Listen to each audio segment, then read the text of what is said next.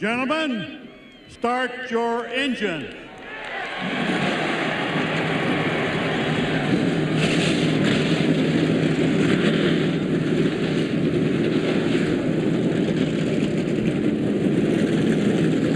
We're set to go racing at Bristol. Budweiser, official beer of NASCAR, proud sponsor of the Bud Pool Award, given to the fastest qualifier at each NASCAR Winston Cup race. Today's Bud Pool winner, Mark Martin. Since 1979, Anheuser-Busch has awarded more than $7 million as title sponsor of the Pool Award program. Well, let's have a look at the starting lineup for today's 500-lap race at Bristol. Mark Martin with his 40th career pole, a two-time winner here, and Sterling Marlin on the front row. First time since '99 here. Second row, Kevin Harvick, the rookie, who won in only his third career start. And Rusty Wallace, the defending champion and 9-time Bristol winner. Row 3, Todd Bodine and Bobby Hamilton, who had a great run at Darlington, top 10 finish, and continues to show strong. How about Kyle Petty putting his Dodge up there in 7th position, and Dave Blaney, who led 70 laps at Atlanta. Row 5, Daytona 500 runner-up Dale Earnhardt Jr. and Ken Schrader, runner-up here in 1994. Have a look back through the field. The rest of the qualifiers, all 3 Petty cars there in the top 20.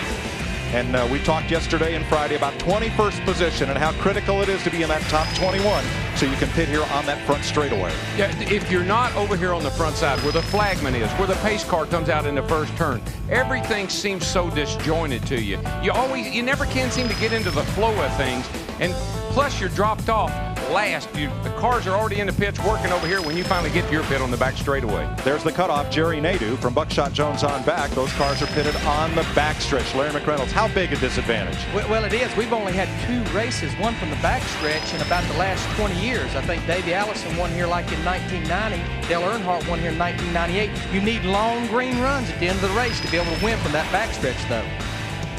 Well, one of the things always, if you're going to be on the back, you need to be down here in the first pit at the 3rd turn, or you need to be back here at the first pit coming in right off the 4th turn. Sometimes you can juke them a little bit there and slip down pit road and really not lose that many spots. But when it comes down late in the race, that's when there's a problem. That's the pit stall Johnny Benson shows right at the entrance of the back pit at turn 2. I'll look back through some of the provisional starters for today's race. 43 drivers will start. 46 made qualifying attempts here at Bristol. Kevin LePage replacing Robbie Gordon for the Morgan McClure team. And Mike Wallace, the final starter. Here are the drivers who loaded up and went home. Rookie Jason Leffler, the independent driver Carl Long, and in Junie Dunleavy's car, Hut Strickland. You know, and it's Leffler is a big surprise. Young, talented driver. His teammate is right up there, Sterling Marlin. He should have been in the race. Pace cars rolling. Let's get set to go racing. They call it like flying fighter planes in a gymnasium to race here at Bristol. In time-lapse photography, you see how Bristol Speedway filled in this morning.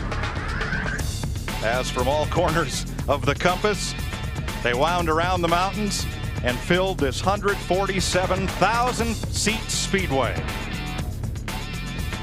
A stadium setting for motorsports, and today they'll race 500 laps.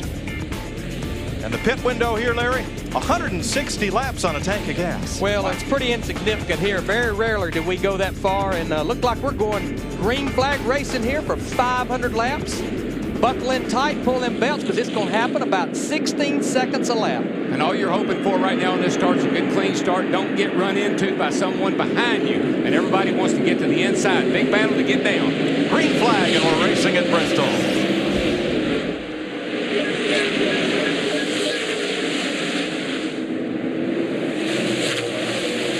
Mark Martin with a good jump. The front 4 single file. Harvick right behind him, Marlin. And Todd Bodine got 4th. Harvick got sideways off turn 2, but he knew he wanted to get to the bottom of that racetrack and jump in front of Sterling Marlin in the 40 car. Very sideways again, and basically that's the way that car was when he qualified it. Mark Martin has led the first 2 laps. We'll stand by for our silent lap 3.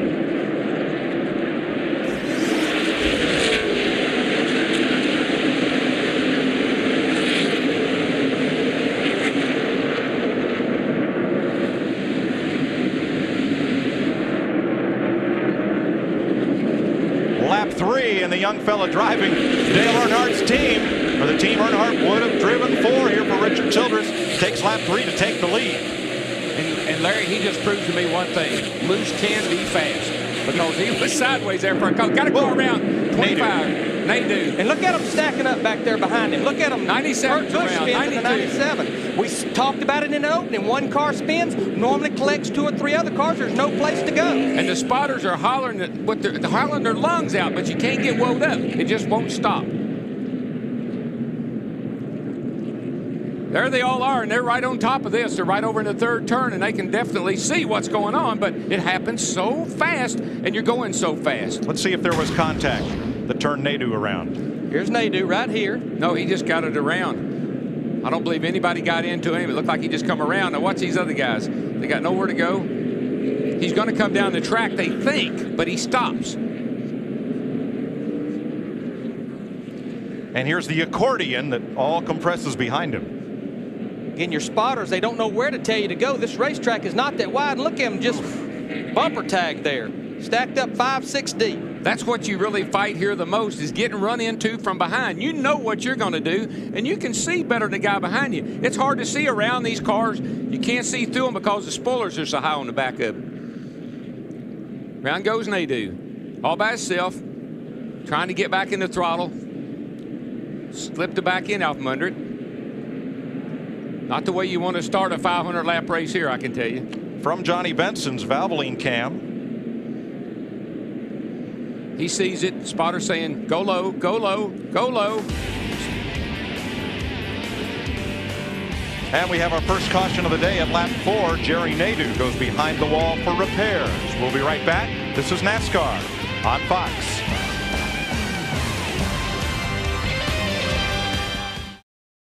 Welcome back to Bristol. One lap will go back to green after Jerry Nadeau got into the wall in turn 4 on lap 4. Kevin Harvick, your leader, Sterling Marlin, Todd Bodine. Kenny Wallace got the worst of that one other than Nadeau. The nose of his Pontiac pretty well damaged, and there you see damage on Stacy Compton's right front as well. There's Kenny. His shopping bag got kind of ruffled up there. Oh, that's minor. That's just, that baby's just right for Bristol. Beat her on down. That's what they used to tell me here. We'll run the car a little high. We'll race it down. As long as they're rubbing the tires and the radiator can still get some air. That's it, buddy. Good. That's all you got to have. All right. 4 tires and a steering wheel. Let's get the Food City 500 back under green. Kevin Harvick. All right, here's the problem you have on a restart. Here's the start-finish line. Look, these cars are just now coming off turn 2. 42 cars still on the lead lap. Yeah. They're a half a lap down when the green flag comes out. Oh, this is worst-case scenario when you're in the back is a single foul restart because you have to string out even that much more. It's good for the race, though, because everybody's trying to get into some kind of a rhythm. Maybe now they'll get that chance. What you want to do here is just get you a little gap between you and the guy in front of you so you don't run into him, and then a little gap between you and the car behind you. We got a heck of a battle here for the 8th position. Dale Earnhardt Jr. in the 8 car, Dave Blaney in the 93. Dale Earnhardt Jr., one of the fastest cars in that final practice yesterday, knocked the nose off. They was repairing it this morning. They said they was ready to go. They are ready to go, and what Blaney is doing is really, really dangerous because it's giving Dale Jr. that inside line. He gets that fender in there. Blaney cuts down a little bit. Around he'll go. And the problem we have at Bristol, if you ever let one car underneath you this early in the race, 10's going to come with him. Right behind them, there's Mike Skinner getting underneath Michael Waltrip. Andy Houston battling with them as you look back from the Lowe's cam on board Mike Skinner. Michael may have gotten more damage in that bump and go than we thought he did because he's falling back. Casey Atwood in the 19, the Ray Evernham Dodge with the green numeral on the roof, passing his teammate Bill Elliott. And them old drivers, they start looking for that high line because it ain't so crowded up there. Now Ricky Rudd's going to give Elliott a try. That's where you find clean air on a track like this, is up on the outside where there isn't anybody. But there normally is not a lot of grip in the racetrack up there. We've watched Rusty Wallace win 9 races here. You won most of your races, Darrell, after it was concreted right around the bottom of that racetrack. Yeah, you got to hang that left wheel on that yellow line, but if you're back in the pack and you want to move forward, you're going to have to venture up in no man's land. Let's ride with the Miller Lite cam on board Rusty Wallace. Todd Bodine, 3rd place car just ahead. Watch Rusty go in there. Watch him stay. See Todd shove up. Rusty never gets off that yellow line. If they took that yellow line away, I don't know if he'd run good here or not. If you notice right here, going into turn 1, he backed off the throttle way before he ever got to the corner. Right here, though, he picks that throttle up. That's where you beat people, from the center of the corner off.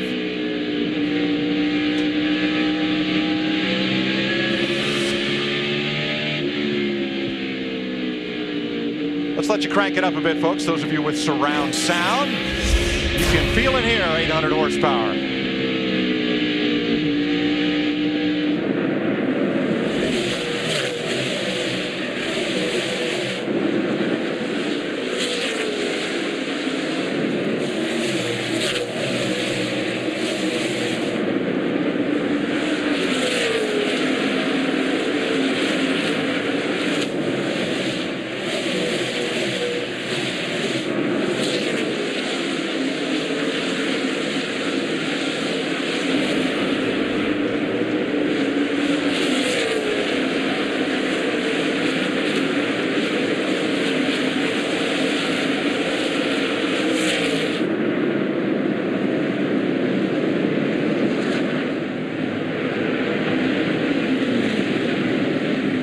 Jeremy Mayfield said of racing at Bristol, it's like riding around in a clothes dryer for 3.5 hours, and by the time you're done, somebody's lost a sock or two. Yeah, most time in the chin.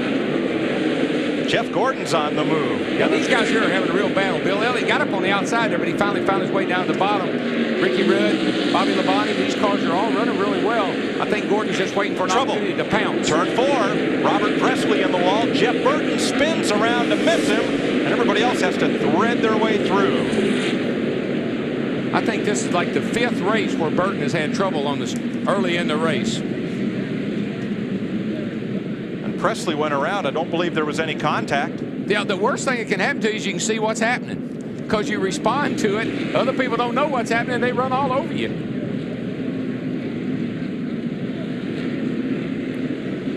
Let's see what happened to Robert Presley, who's had quite a strong season so far. It's going down into turn 3 right here. There you see Robert Presley. Looks like he got a little bit of help from Johnny Benson in that 10 car. Just comes on around. All it takes is just a little nudge right here, and it'll send you sideways. See, he opens the door. Open the door. Let that inside line look like it was open. Robert cut down, trying to make the turn. Nowhere to go. From Tony Stewart. Whoa. All the way down to the apron. That's about the only place you could get through and know you was going to be safe. Second caution of the day comes out on lap 24. Kevin Harvick leads at Bristol. Sterling Marlin, Todd Bodine, and Rusty Wallace.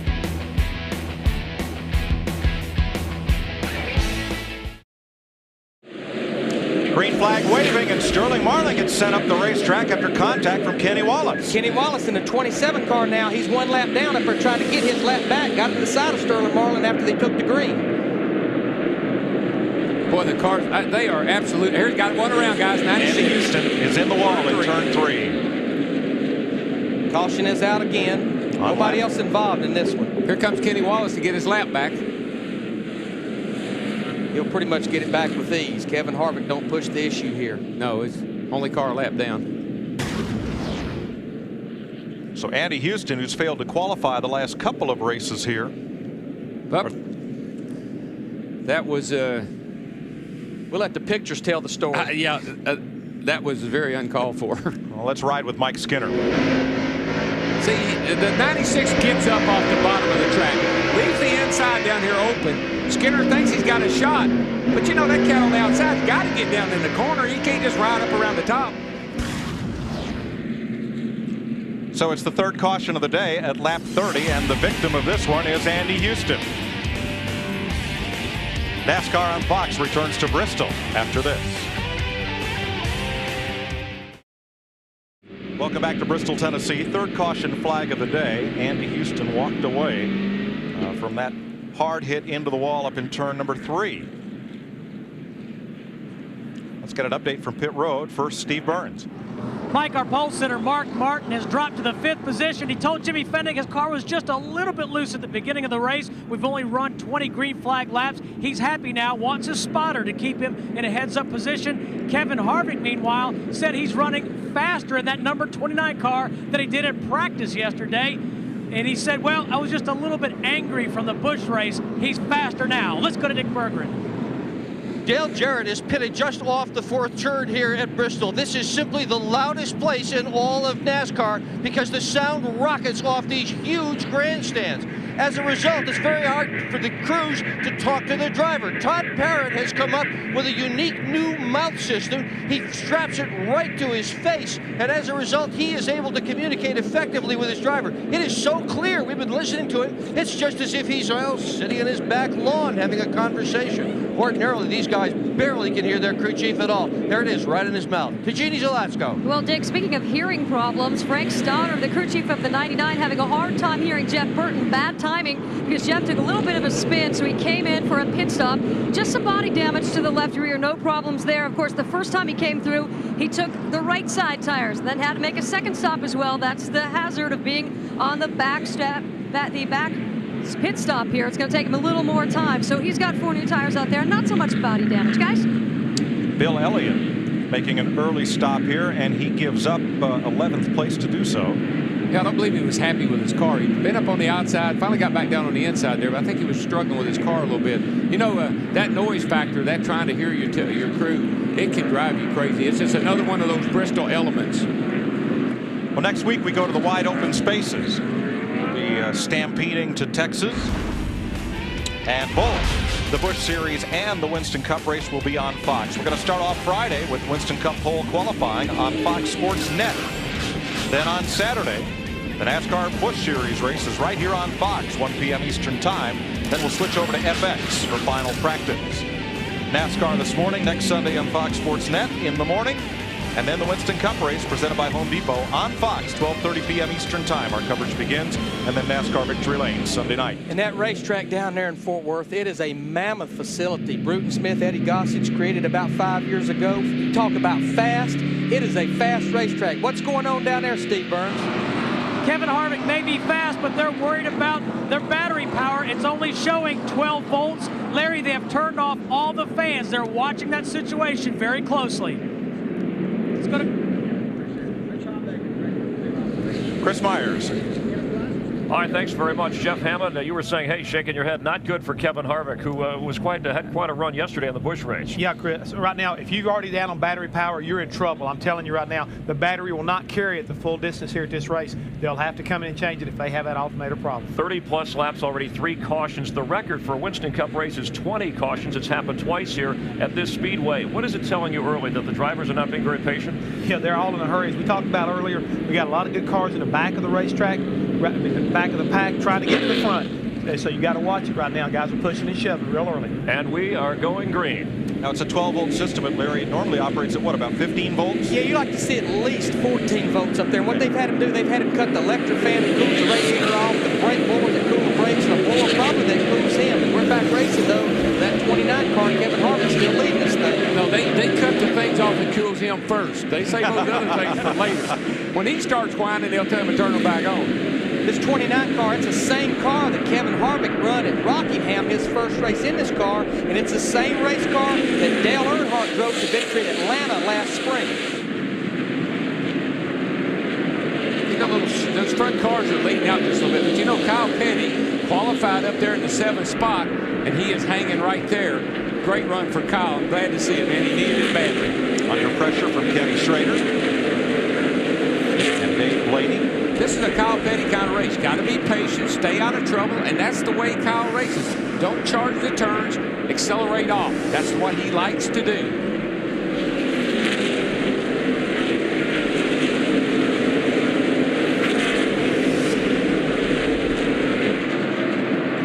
Bit of a 5-car breakaway here, and Rusty Wallace really harassing Todd Bodine. Well, if we can get a few green flag laps in here, say 10, 15, maybe even 20, you'll see a change in the running order, because some of those guys were set up. You know, they're not pressing the issue. They're waiting for things to string out just a little bit. Daryl, this is a brand new car they brought here for Rusty. I talked to Robin Pemberton, his crew chief, this morning. They won both races here last year. He said, Larry, it's the exact 4 springs, exact 4 shocks, exact sway bar, exact setup that we won here with both races last year. Well, watching the car go around the track on that yellow line, I'm sure it is. Because that's right where he has yellow line fever. Trying to root Todd Bodine in the 66 car up for that 3rd position. Mark Martin in the 6th car following right behind. Mark wants to stay with Rusty if he can, because if Rusty opens that door, he wants to go through it with him. And Rusty's, I mean, he's won this race a lot of times, and he knows how to win, but he's also can get very impatient with someone that holds him up. Patience and feelings. And the reason I say feelings, whether you're a driver, whether you're a crew chief, whether you're a spotter, the best thing you can do is in the morning, leave your feelings outside and pick them up when you leave here, because if you don't, you're probably going to get them hurt. Oh, yeah. It takes 15 seconds to get around here. It takes 15 seconds to get 4 tires. It takes 15 seconds to get in one wheel of a fight. Pretty impressed with Todd Bodine in the 66 car. They was not very happy with his car yesterday. Of course, he run good in that 00 Busch Grand National car yesterday. They tried the setup out of that car under this car, just didn't suit this Winston Cup car. Yeah, he was like 38 quickest in rush hour yesterday, so they definitely helped the car a lot. Pick up the battle for 19th place, where Joe Nemechek is trying to hold off Jeremy Mayfield. 33 and 12. Joe gets up in that high line. Jeremy Mayfield gets the run underneath him down the front stretch here. Going to take the position. Here comes Benson in the 10 car. The 12 car's opening that door. Benson wants to go through it with him. Jeremy started 30th. Benson started 28th. They're both on the move. Jeannie? Well, guys, last year, Johnny Benson's crew chief, James Ince, asked Benson to drive only at 80%. He said, look, we'll give you 120% in the pit, so keep it at 80.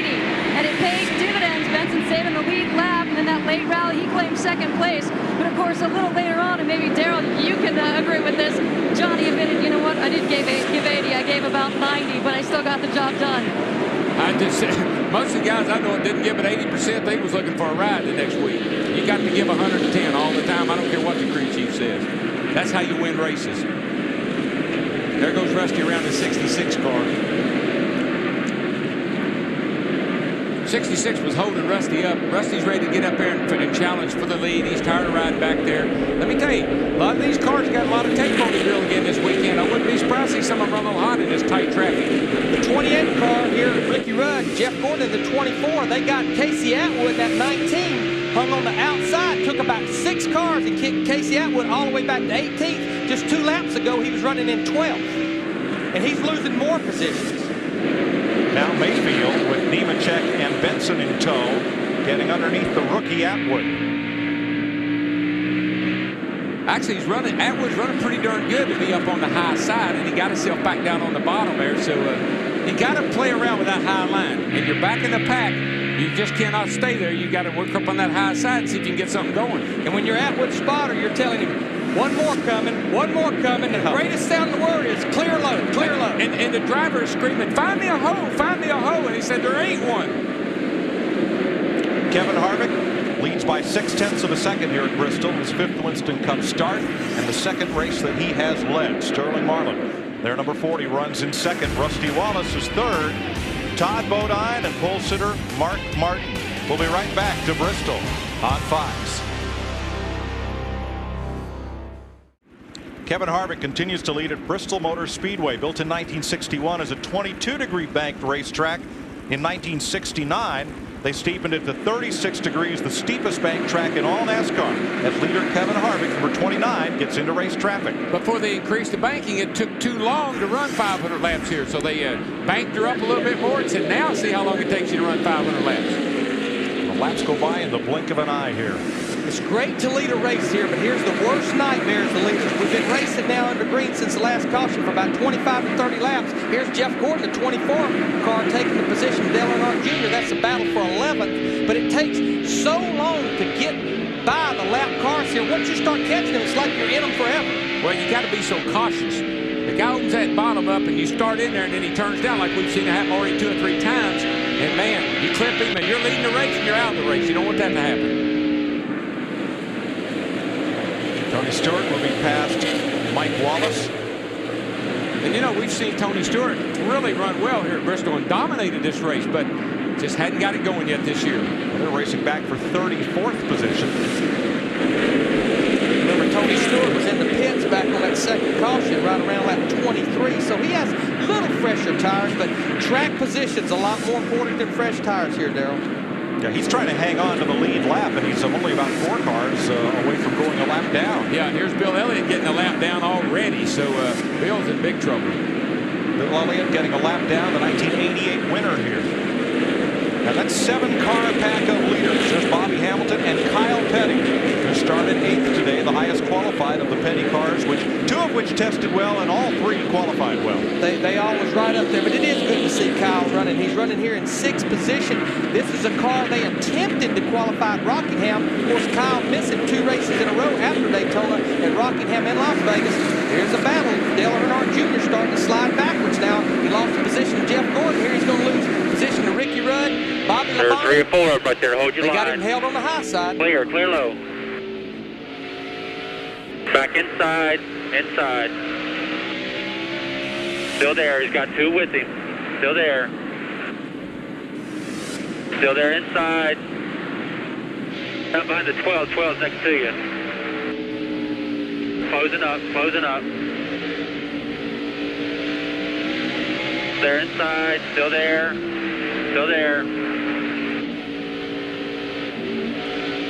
No break in that traffic. Still there inside. For Dale Can't Earnhardt get to Jr. the bottom. That's his spotter, Ty Norris, telling him, trying to hunt him a hole on the bottom of the racetrack. What happened is his car's gotten real loose, and he just couldn't run up down on the bottom. He had to move up a little bit. When he did, here they all come. Several cars have gotten that way. They can't keep them on the bottom. They're so loose, and they're moving up the middle of the corner and getting past.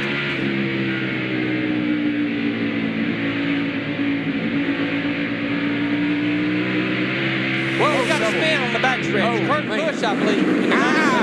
He just barely caught Rusty Wallace, and Rusty saved it.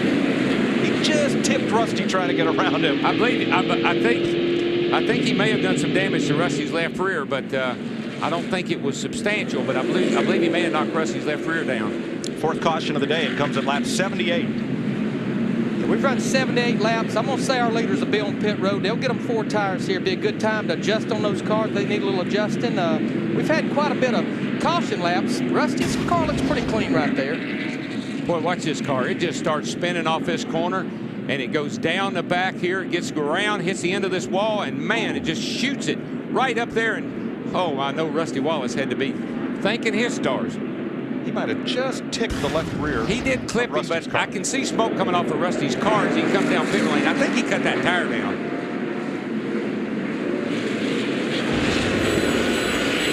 Pit road, a busy place here on the front straightaway. Steve Burns.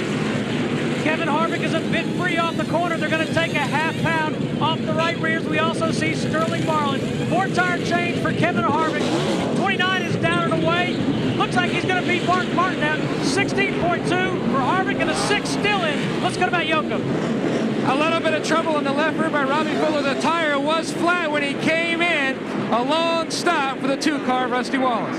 The big gainer is going to be Jeff Gordon. They had a great pit stop. Another team that had a good pit stop, and we got our guys checking right now. Kyle Petty come out in 3rd. I question maybe whether he changed 2 tires then or not. Boy, I can't imagine anybody would take 2 at this point.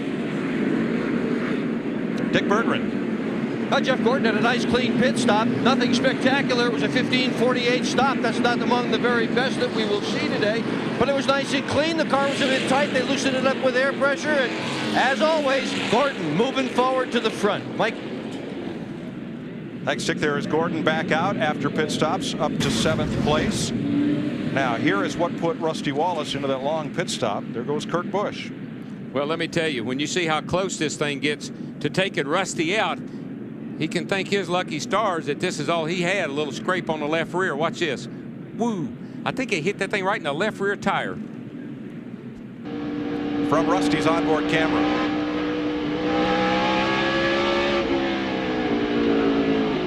Oh, you hear it. That's no question. That's hard hit. Harder than it looked. So we're under caution for the 4th time for Kurt Busch. Rusty Wallace back on track. This is NASCAR on Fox. Today's Pep Boys Trivia. What is the record for consecutive victories at one racetrack? I bet one of the fellows up here knows. In the modern era, I know. And it would be? It's 7. And who holds it? I think I do. You co-hold it. I co-hold it. Darrell won 7 in a row here at Bristol. Richard Petty won 7 in a row at Richmond. Oh, the king. So I'm tied with the king. That ain't all bad. That's not a bad thing. Not all bad. Now, Kevin Harvick pitted as they gave one to go. Steve Burns.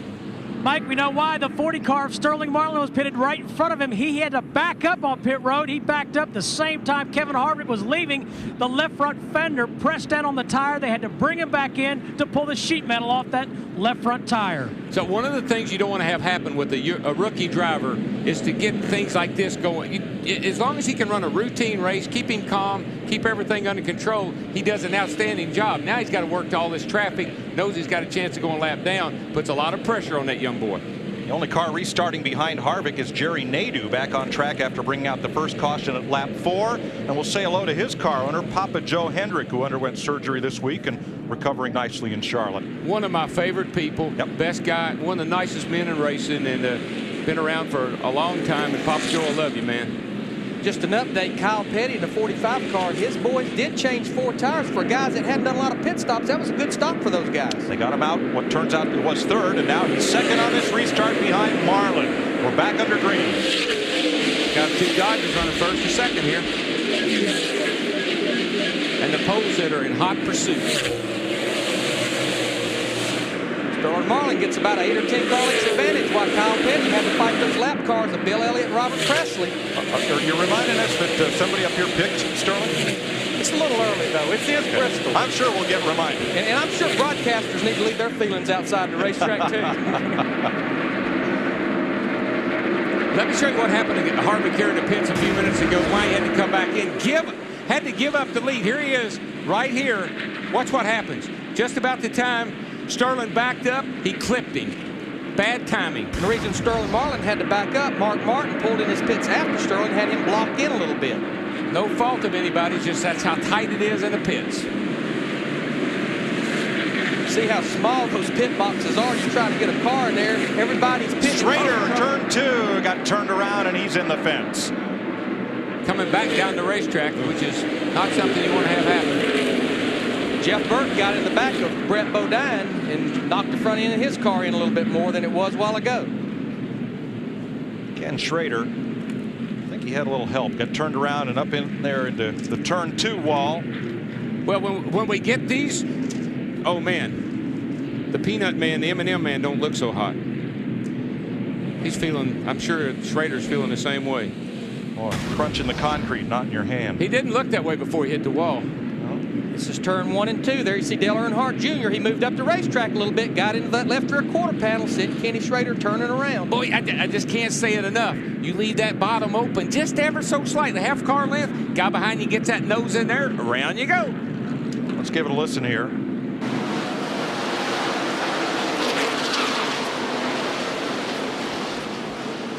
And from the Miller Lite cam on board Rusty Wallace.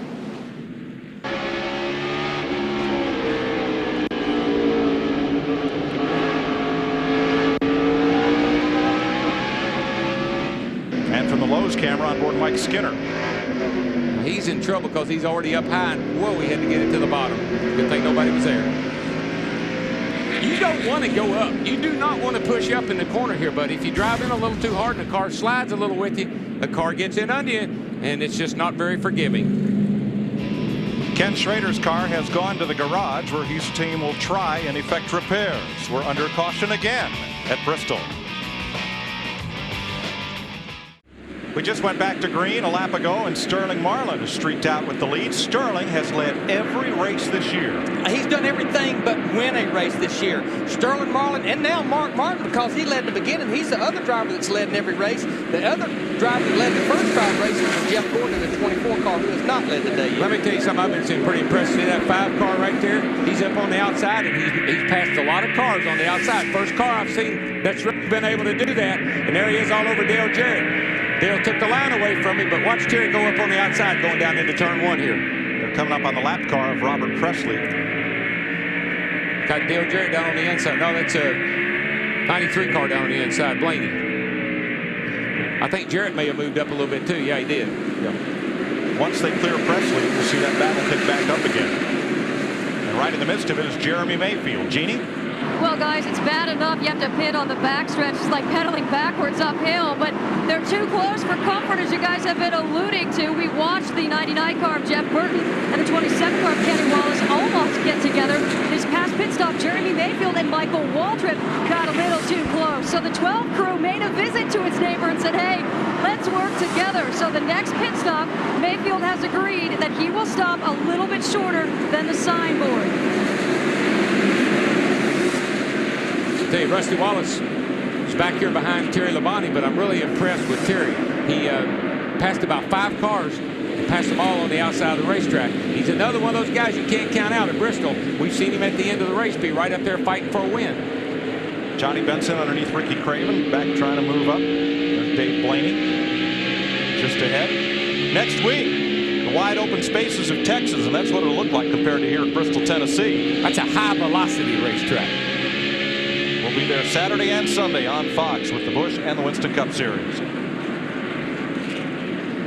Dale Jarrett in the 88 car got a little nudge there, got pushed up high by Jeremy Mayfield. The 12 car, Rusty Wallace in the 2. You saw it bottom out. He was so low right there. He's going to get on the inside as well. Here comes Johnny Benson in the 10 car. Oh, they're going into turn 1. DJ gets back down in line. DJ go over in there a little hard so he could get down in front of Benson there. And that was a good move because he's getting ready to go way back if he didn't.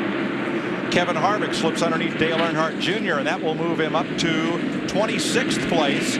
He restarted 38th after that extra pit stop to pull the front fender off the left front tire. Yeah, Dale Jr. just doesn't have a very happy car right now. It won't stay on the bottom. It's loose, and he's really got his hands full with that baby. He's going to cut down in front of somebody here in a second. They're going to turn him around.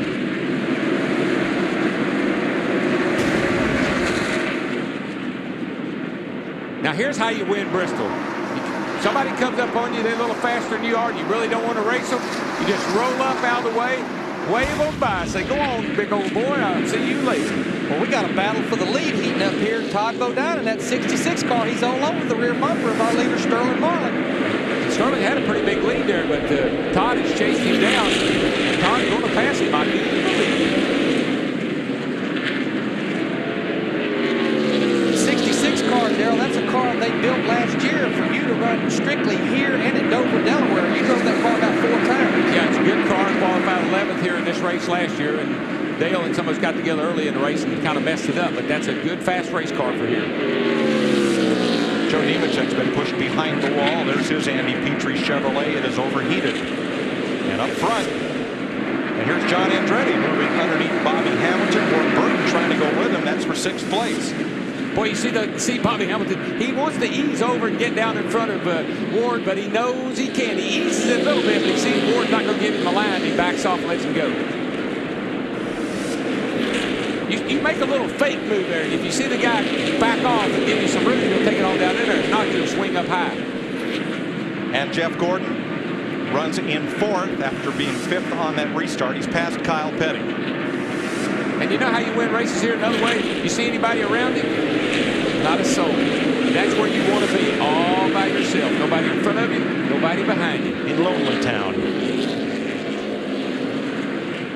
Mark's car looks really good, guys. He's right around the bottom. Looks like he's just riding right now. He's not really narrowing the gap to the 2 leaders, though, and they're having quite a game of tag themselves. Quite honestly, I think he's happy right there. Let Todd go up there, race Sterling. I'm going to sit right here, kind of keep an eye on things. Nobody's forcing me, pressure me from behind. Kevin Harvick continues to move up. He's right there with Mike Skinner, his teammate. 25th and 6th. And I'm pretty sure Richard Childress is on that headset with Mike Skinner saying, look, if Kevin's faster than you, Mike, let him go by you. There's no use in you fighting each other right here. And Harvick said, hey, Skinner, are you listening to that radio? Well, they had to work underneath Elliott Sadler. They're up there in the red car on the high side. Well, Harvick's passed about 10 or 12 cars since the restart, but he knows he's got to, buddy, because the leader just went by the line. He's coming off the turn 2, so he's got to get going. Yeah, the leaders are on the same straightaway as these guys right now. When they go off into one car, the other car, the leaders are coming off the corner behind there. Here's Rick Mass in the 50 car. He's off the pace trying to get the pit road. You just can't believe how quickly somebody can catch you here. I mean, in 3 laps, a guy can come from nowhere and be up there racing you. Now the leaders are going to get back in race traffic once again. They're going to catch up to Mike Wallace here fairly soon and begin to get into the business of lapping cars. Todd Bodine has never led a Winston Cup race here at Bristol. He's had 2 Busch wins here. Darrell, the fastest car on the racetrack right now is the car right behind these cars here. Jeff Gordon in that 24 car. He's about a 10 faster. Here he's aiming in on Mark Martin, that 6 car. This will be for 3rd position. He has caught Mark, run him down here in about 4 or 5 laps. Yeah, he's got that burner on them flames. He's got it down on low right now. Kind of got it on simmer. He'll turn it up on high later on. See what Mark did? Right up out of the way. He caught him. He let him go by. But Jeff Gordon had to deal with something here that he normally don't have to deal with. He started 15th. He always starts up near the front. He never has had to deal with that hardly before. And in the first few laps, Larry, he gave up 3 or 4 places and then got into his rhythm and started working his way up through. Steve Burns. Sterling Marlin continues to lead this race, Mike. His teammate, 25-year-old Jason Leffler, did not qualify for the race, but he is here, sitting on top of the pit box in Sterling's pits, watching everything that's going on, listening to the team talk to each other, trying to learn some lessons to improve here in the Winston Cup Series. Let's go to Matt Yoakum. Steve, a perfect example of teamwork in the Petty Enterprises pits. John Andretti, the 43 car, has moved up to 5th. Kyle Petty was running 6th, but he's fallen back to 8th. His car a little loose. Andretti tested here, but it was only good on mid-range runs.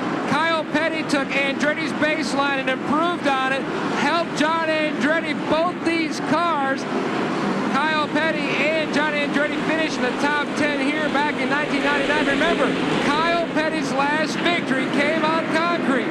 In Dover, though, 166 races ago back in 1995. Maybe he can break out today. And we'll visit the 1-mile concrete paved Dover Downs International Speedway a little later this spring. Meanwhile, back at the range, Sterling is pulled off and left the 66 just a little bit. I saw the 66 really start pushing off turn 2 over there. Couldn't stay in the throttle when Sterling started to open up the lead on just a little bit again. I think he got some of that arrow push. Here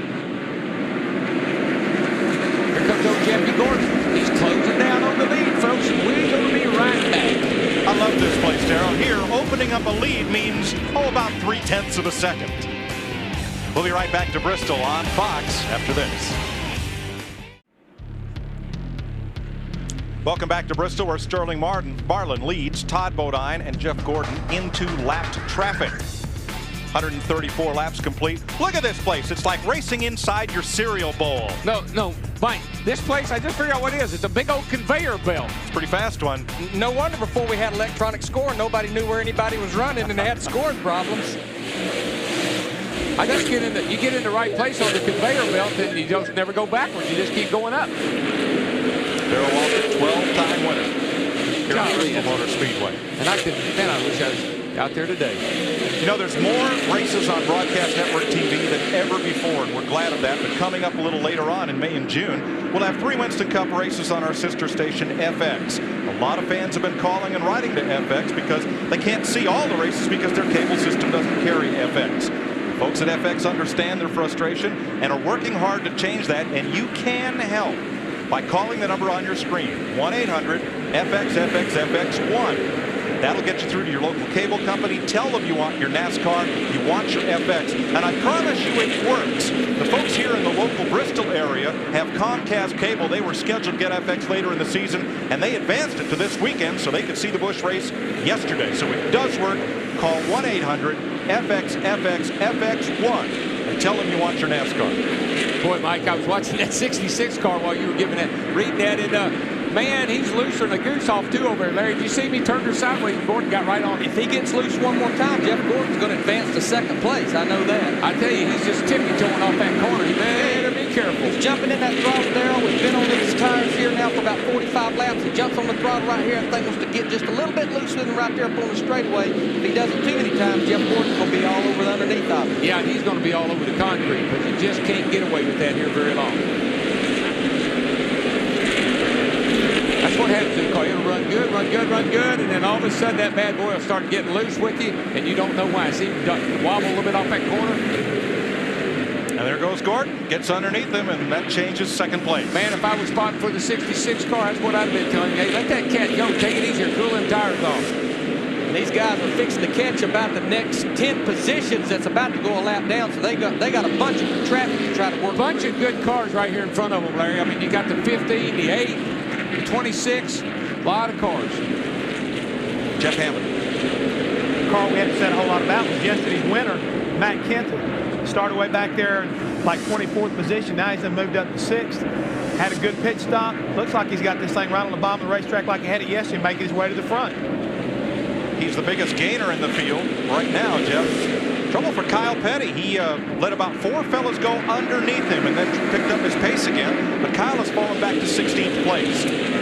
Yeah, that car, as we go here just a little bit further, he's losing the handle on that car. And the one thing as I look out here right now, the sun is beating down. There's not a cloud in the sky. The 90-minute practice yesterday, late afternoon, it was overcast and blue. There's no question in my mind, Darrell, these cars are not gripping this racetrack as good. Well, the thing about it is the tire pressures have built up to the maximum buildup right now. They probably got 20 pounds of buildup in the right side tires. And on this concrete, folks, just like riding down the highway, you know how you get that bump, bump, bump, bump, bump, bump, bump. Well, that's what you've got here with high pressure in your tires. Like a big old basketball, it won't stay down on the court.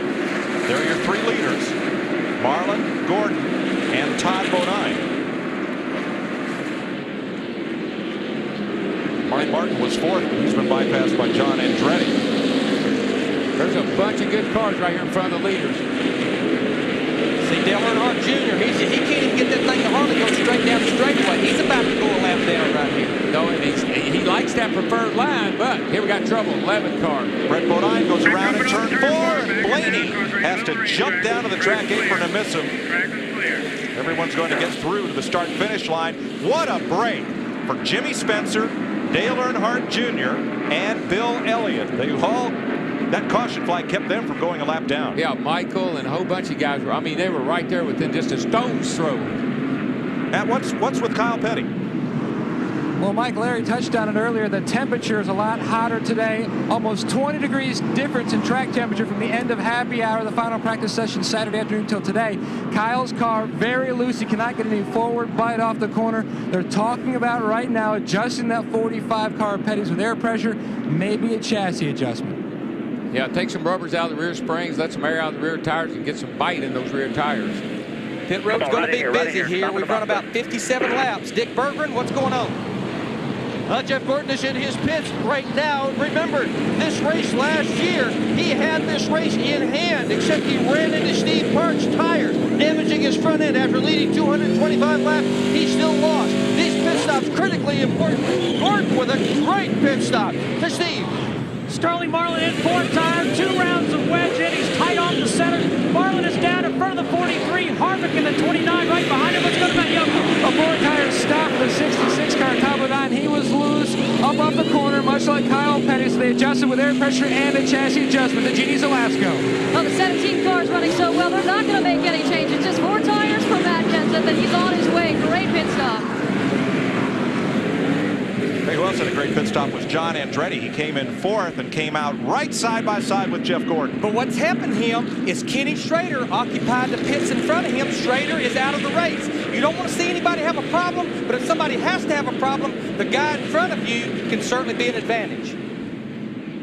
See if we can figure out what happened here with the car spinning out. I believe the old tide ride got into the back of the 11 car and turned him around. Looked like Ricky Craven drove down in there a little harder than Brett did. Got into the back of him and turned him around. It's the 6th caution of the day. In case you're wondering, 20 is the record. We've had 20 caution flags twice here in Bristol. 152 of 500 laps are complete. We'll be back to Bristol Motor Speedway on Fox after this. Welcome back to Bristol. It just waved the green flag to restart after the 6th caution flag of the day. Todd Bodine inside of Jeff Gordon, fighting for 3rd spot. Lap car just ahead, though. Boy, he jumped all over Jeff coming off turn 2 over there. He got that baby tightened up, and she will go when he nails her. 3rd place battle. Marlin and Andretti out front. For more on Jeff Gordon, here's Dick. Well, just a moment ago, Jeff Gordon called on the radio to congratulate his crew on yet another terrific stop. Once he finished telling them what a good job they were doing, they asked him, how's the car? There was this little pause, and he simply used the word awesome. Oh boy, Gordon's got a strong car. He's at Bristol. Look out for that 24. Mike you can go around the outside like that and hang in there the way he is right now, and it looks like he's going to clear the 66 car, you do have an awesome car. How about Ricky Rudd, the 28 car here? Started 14th. He's moved up to 5th. Ricky been running at the end of 20 consecutive races. He's been there every week, 6th in the points. Just a matter of time for these guys. Here's a battle for the lead. John Andretti pulls to the inside. Sterling Marlin going down in turn 3. Wants that lead. Two Dodges fighting for the front spot, and Andretti, well, had it for an instant. Marlin at the stripe, though. Well, I like what I'm seeing, though. You can run outside. You can run side by side, run outside. I hadn't seen that for a long time here, guys. Sterling's car is pretty tough on the outside, Darrell. He'll probably give it up. I would if I was him. Fall in behind John Foswell, because Sterling's had the dominant car. What happened, John Andretti got a good bite on turn 2 on the low side. Won the race getting into turn 3, took the lead to the middle of 3 and 4, and he's leading this race. Here comes Jeff Gordon, though, back in that 24 car. Yeah, we just turned the heat up on that baby a little bit. It was on simmer. We're going to turn it up to warm. I'll let you know when they get ready to turn it all the way up. I'm going to tell the people who are not Jeff Gordon fans hate it when he uses the word awesome. You know what that means. The fans are saying roll. That's right. Oh, he's right on Sterling. See, that pit stop made a little adjustment. Here he is. But I'm impressed with Sterling Marlin. Where did he come from? Look where he was last year, and look where he is this year. Big change in performance, up there fighting for the point lead. Ooh, Brett Bodine back there in the pack. 3 wide into turn 3. I didn't think he could do that. And really what happened, it's going to cause him trouble in the back and behind him because it bottled everybody up. Ricky Rudd shadowing Todd Bodine. Right here for 4th place. You watch from the Haviland onboard cam with Ricky Rudd. Left down. No. Somebody called in, wanted to know if he's a lap down. Wants him to get out of the way, whoever that is. I think it's Ricky calling in about Todd. But Bobby Labonte in the 18 car there started out 13th. He has never posted a top 5 finish at Bristol in 16 races. Bristol has not been good to him. This car rode as a backup car for the last 2 years. Here goes Gordon for 2nd place. Goes underneath Sterling Marlin in that 40 car. Now, we talked about 3 abreast.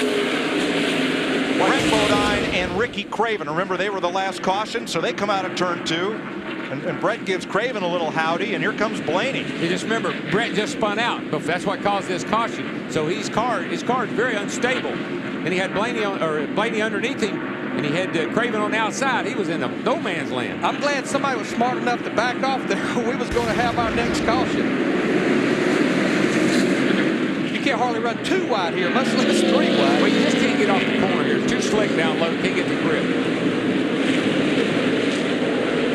Looking back, there's Ricky Rudd. Car right behind Ricky's lap down. Tracy Compton got in trouble early. Rudd, the 4th place car.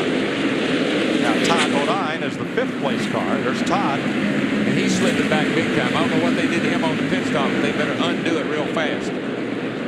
Steve Park in that 1 car up there in that 7th position. This is the car that Steve Park won Rockingham with and finished 2nd at Darlington last week. He's wanting to get up there in that top 5.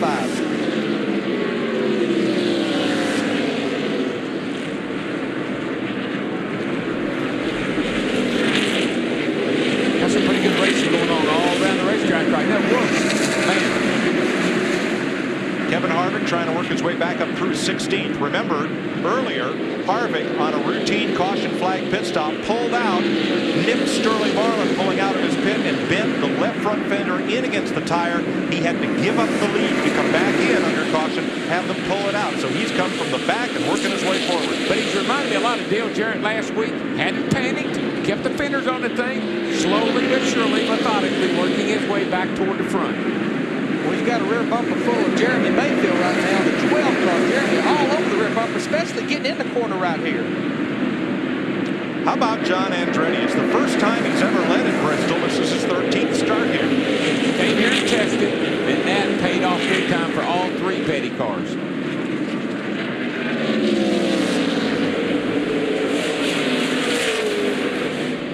And you know the other thing that somebody, I love it, Larry, when a car runs good, and then all of a sudden the pit crew does better than it's ever done before. They're making better pit stops than they've ever made before. There is no question. We talk about it every week, but here at Bristol, it's absolutely easier to pass them on pit road with your pit stop than it is on the racetrack. And he had a great pit stop.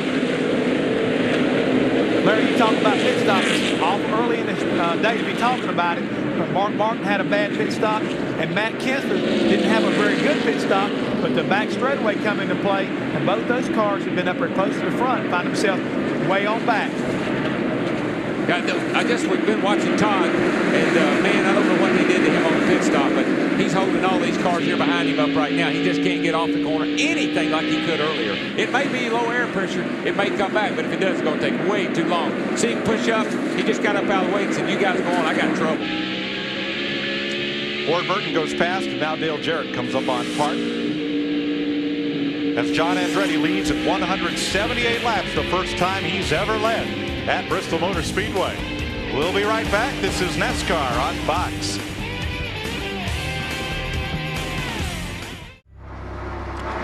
.187 laps complete. Jeff Gordon looked to the high side to get past John Andretti for the lead. 8 different leaders in this race, as Gordon is now the front runner. Kyle Petty's in the pit. Slowed way down, fell back. I don't know if he's got an engine problem. Yeah, they're going under the hood. Looked like something happened to it. He just slowed down all at once. Next week we'll go to a track Kyle likes, Texas Motor Speedway in Fort Worth, the Busch race and the Cup race next week on Fox. We'll start it off with Winston Cup qualifying Friday afternoon on Fox Sports Net. Then Saturday, the Busch Series race on Fox and final practice on FX for the Winston Cup cars.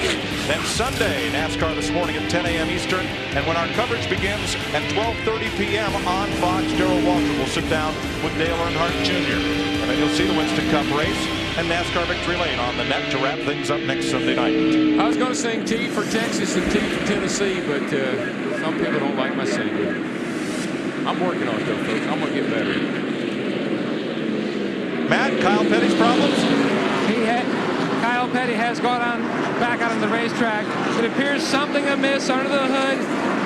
Either a head gasket or rocker arm is broken. You can definitely tell, though, there's something wrong with that engine. He's going to try to ride it out as long as he can, but it's going to make for a long day. 308 laps or so to go here in Bristol. Darrell, this is the hardest racetrack in the world to try to get out of the way of people. Oh, yeah. Driving a slow car here is no fun whatsoever. You'll get run over. You'll get wrecked. You need to just probably park the thing.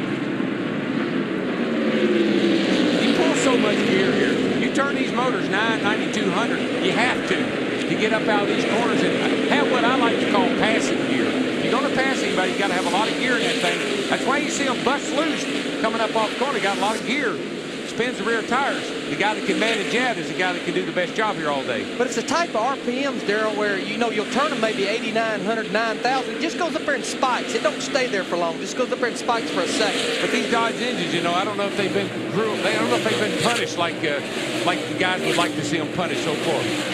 Darrell, one of the cars backing up is Rusty Wallace. He just gave up a spot to Steve Park 2 laps ago. You see Park working around the outside there. He went in what happened to Rusty? He went in the corner, went in a little hard, caught the apron, and the car got loose, shot up the racetrack. He lost a couple of spots. I think he's okay. Well, Park got away from him, and he's been caught by Dale Jarrett now. Let's see if he gets his rhythm back here. I think he just got discombobulated. This is looking out the front windshield of Dale Jarrett's car right here. They call this car Old Faithful. They run it at Bristol, the only racetrack they run it at. He won here in August of '97. The unique thing about this chassis, Robert Yates bought it from Ford. It's a chassis that Ford bought, gift to Michael Kranefa several years ago. They put a Lincoln body on it. This is when Lincoln was thinking about getting into racing. They decided to abort that project. Ford got the car. Robert bought the chassis. They turned it into Old Faithful, and they run it twice a year here at Bristol. I know a car here I like to run. I call Miss Piggy. Get in there and root around with the best of it. Jeff Gordon now working on Mike Wallace with John Andretti in tow. That's first and second place here at 200 of 500 laps. Sterling Marlin, then here comes Ricky Rudd closing in from fourth place. Ricky Rudd's got a good looking hot rod today, boys. He's right around the bottom. That thing's coming up off the corner good and straight. Me like he's in good shape. Hey, how about let's hop in here? Let's take a ride. Let's wait a minute now. Let me come around and get the green. I'm just going down into 3 right here. I'm coming off, getting ready to come off turn 4. Right down on that yellow line. Hop out next to that wall. Here we go. Green flag. Down into turn 1. Let me catch that left one wheel on that apron. shove up a teeny bit in the middle, right back down, catch that left front off, right out next to that wall. Here we go. Just let that engine barely gets up to 9,000. Slinger down in there. Gasser, left wheel on the apron, coming up off the corner. Hey, I made it all the way around, didn't hit a thing. Like to run out of breath doing it. All that happened in 16 seconds. Wow. Dick Berggren? It used to be the teams brought old race cars here because they always got beat up. You know, cars with names like Miss Piggy. But Ricky Rudd today has got a brand new car. They brought it here, they tested this car, and crew chief Michael McSwain explained that it doesn't show up on the result sheet as to where you win or where all the points came from. They think they've got an advantage because so few other people have bought a brand new car, and they've got one. That 66 car, man, and for a guy that was up there fighting for the lead before that last caution came out, I know he's got to be wondering what in the world has happened, because he is going to go, he's in jeopardy going a lap down very soon. Boy, Mark Martin was right with him and had a chance, but slipped up, and Tony Stewart took advantage. A bunch of these guys, I don't know what they did on their pit stops. I know they made adjustments, but a bunch of them went the wrong way, Larry. They're going backwards. Well, that's the thing, and you know, it's such a fine line here. You can't be a little bit loose. You know, the rear end coming around. You'll tighten it up a little bit. It'll be too tight. Steve Burns, what's going on with Mark Martin? Well, Larry, I can tell you, he just talked to Jimmy Fennick, and he said he wants to take a pound of air out of that right front tire on the next stop. Pound out. I would say his car is pushing. It's not turning. But what it's doing is the right front's chattering across this rough concrete. And they'll get the chatter. And see that thing? Watch that AR. Remember what I was telling you about concrete? He just can't get that thing to bite. That's on the Valvoline car, on the 10 car, but same thing. You just see how much that A-arm is moving up and down. You get additional air pressure in that right front tire. She won't turn. She skips. And when it's not turning, you'll also use a little bit extra brake, and that builds air pressure as well because of the brake heat. That's right. You can't get back in the gas. Now, Mark's only 6 seconds from going a lap down. He restarted 10th. He has now fallen to 20th.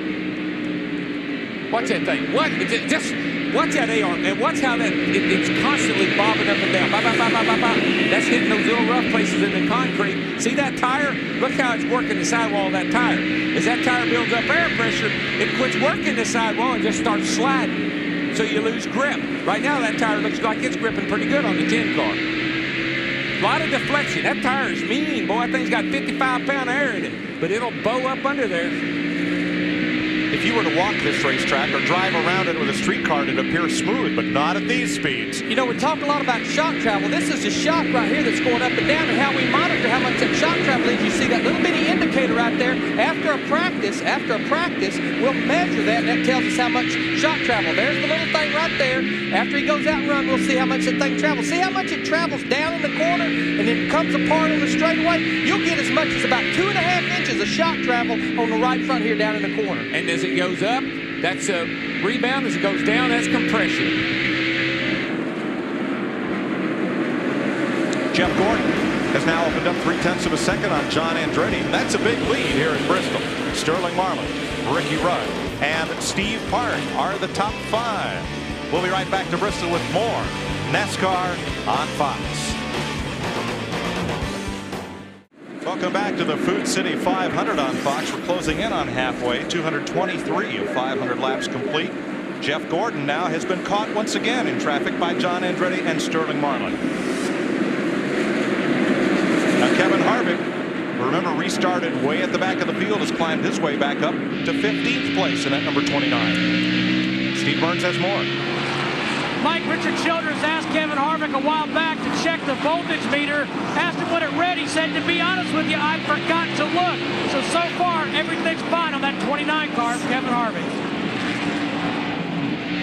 Let's look at Richard Childress, who owns the Kevin Harvick and Mike Skinner teams. I really don't think that that's a big problem, 12 volts. Like I say, you cut off a couple of those big fans in there, mainly to the driver, and should make it just fine. Terry Labonte scoots past. Boy, Labonte's had a great day, but he's had to come from the back several times. He's climbed back up now to 15th position. I like Terry Labonte's car, and I know how hard, and that man is driving at about 80% right now. He wants to get to the finish.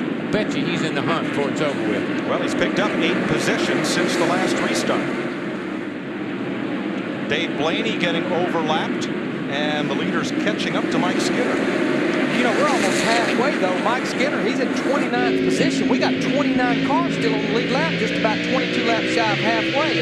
That's pretty unusual for Bristol to have that many cars on the lead lap that near halfway. But there's about 10 that are sitting here just waiting to go a lap down if we don't get one of those cautions, because, man, the leaders are just not too far behind several of these cars. 44, 15, the 31's right there. And it's not all that far up here to Mark Martin. There's only 3 cars in the garage area, Nemechek, Schrader, and Kurt Busch. Old conveyor belt still full, still going around.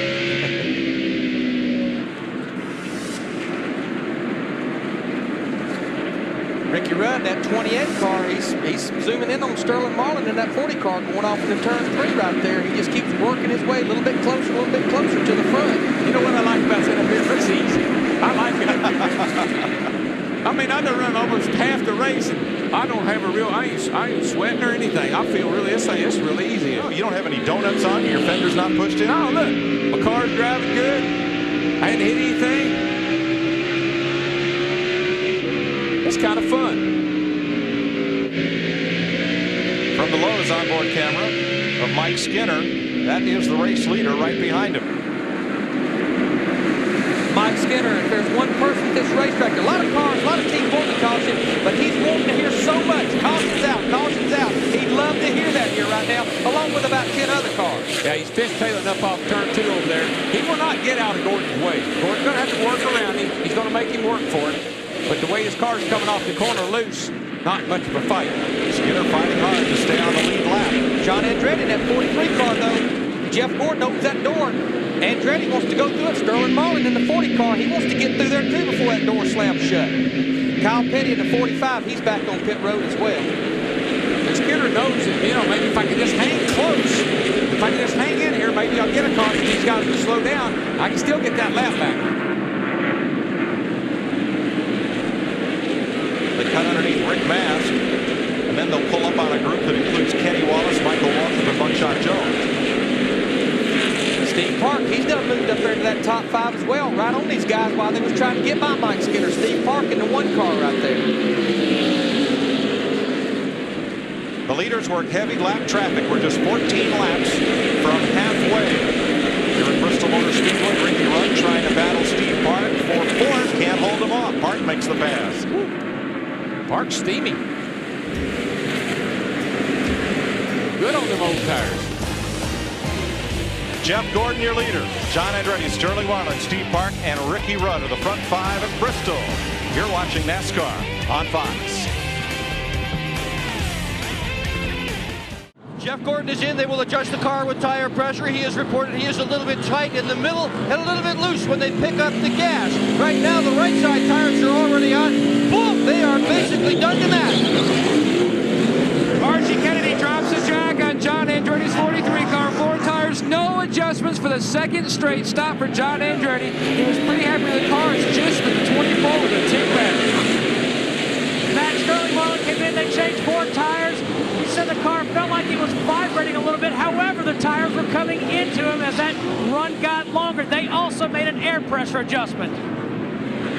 Billy Cyrus just stopped by to swap heads with Darrell Waltrip, but it's become an achy, breaky day for pole sitter Mark Martin. And the hits just keep on coming. Wow. That car got Bristol stomped.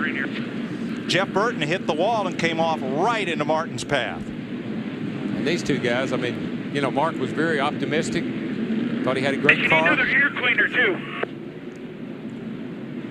And they will try to fix it. I'm not sure what happened to Burton. He just come off turn 4 and slapped the outside fence hard, I mean, and then just bounced right out in front of Mark Martin, who had nowhere to go.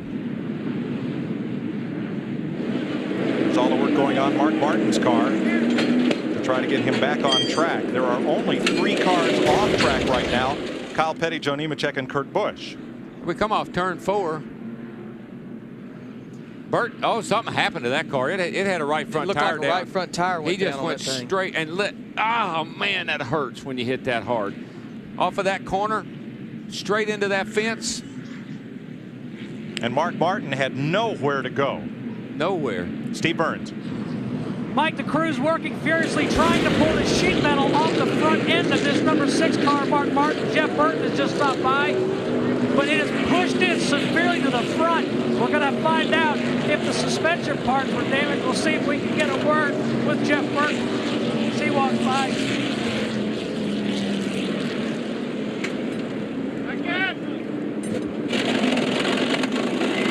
Heavy damage. We'll show you what happened in the pits just a few moments ago during those caution flag pit stops. This is Mike Skinner. Whoa. That was Mike Wallace in the 7 car, hit the front tire carrier for Mike Skinner's crew. These pits are so tight. Yeah, when you come around the front, I've done that. I did it one time here. That's the only guy I ever hit. Come around with that tire, swing that tire right out into the car coming into the pit in front of you. But he was okay. He got back up. All he was worried about is getting that tire to the right front. Let's go back to Steve with Jeff Burton. Thanks, Mike. Jeff, saw you talk to Mark. What happened?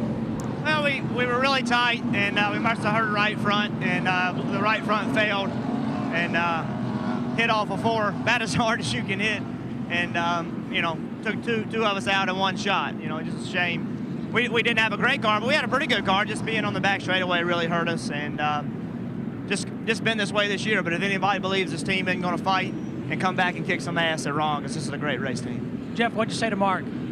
Well, I just told him I was sorry. You know, I mean, certainly he knows there's nothing I can do, but it's just it's bad when you wreck, but it's even worse when one of your teammates gets with you, and that's the way our year's gone. Thanks. Jeff Burton, championship contender all last season. This year, his best finish, a lowly 18th. Tough year. We are under caution for the 7th time here at Bristol, Tennessee. We'll be right back with you here on Fox. This is Mike Skinner pulling into the backstretch pits right here. Kevin Gayward, his front tire changer, going around with the front tire. Mike Wallace pulls in, hits Kevin. Kevin, this is Larry McReynolds with Fox. Hey, you first and foremost, are you okay? Yeah, 10-4, Larry. It's Bristol. It's tight. Yeah. Now, I've never seen you carry the tire that high up in the air. Is that something that you was just doing for a situation, or I know you never saw the car coming? Well, I know it's tight here, so I kind of checked up, tried to pull the tire up a little bit, but yeah, it's just too close. Well, the main thing, you're okay, buddy. Y'all go get them. All right, we're back racing now. Jeff Gordon got away on the restart. John Andretti now clears his lapped teammate, Buckshot Jones. Then it's Steve Park, Sterling Marlin, Ricky Rudd, Dale Jarrett, Bobby Labonte. This is tense time right here on these restarts. Got slow cars down the inside, fast cars up on the outside. Some cars are tight, some cars are loose, pushing up, sliding down. This is Bristol at its finest right here, folks. And everybody on new tires. Everybody quick for a while. Some of those changes that some of these guys made earlier, I bet they undone. Maybe we'll see some of these guys get back up toward the front that were up there earlier.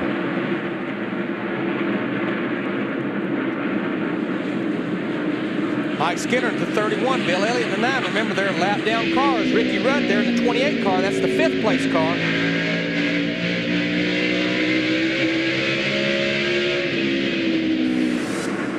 We still just got this old 24 car. We just still got it on medium right now. We ain't turned it all the way up. You know, you would ask, why would lap down cars race these guys so hard? Well, one, you'd like to be able to get your lap back, but when you get this many cars a lap down, it could be the difference in 10 positions at the end of the race, finishing in front of a car that's a lap down with you. They just keep fishing, hoping that you can get in line somewhere, get into a rhythm, that you stay with the flow, because as we said, you get pushed up, buddy, you're in trouble. Last car on the lead lap is Michael Waltrip. You watch from his Napa onboard camera. There's right now a lane and a half. Cars can get up on the outside. They just need about another half a lane, and you can really pass a lot of cars. Terry Labonte continues to pass cars on the high side, but every now and then he gets up too high, gets in the loose stuff, can't hold it. Jeff Gordon out in front. Now remember, he started back in 15th position, and it is very rare at Bristol that a driver who starts out in the top 10 ends up in victory lane. Gordon trying to do just that today. Gordon Andretti, and then there's the gap back to 3rd place, Steve Park. That caution that time really saved a bunch of guys, kept them in this race, kept them going a lap down. But the way Gordon's running, course, he's being pushed pretty good by John Andretti, so he can't just sit out there and cruise. He's got to keep the pace up.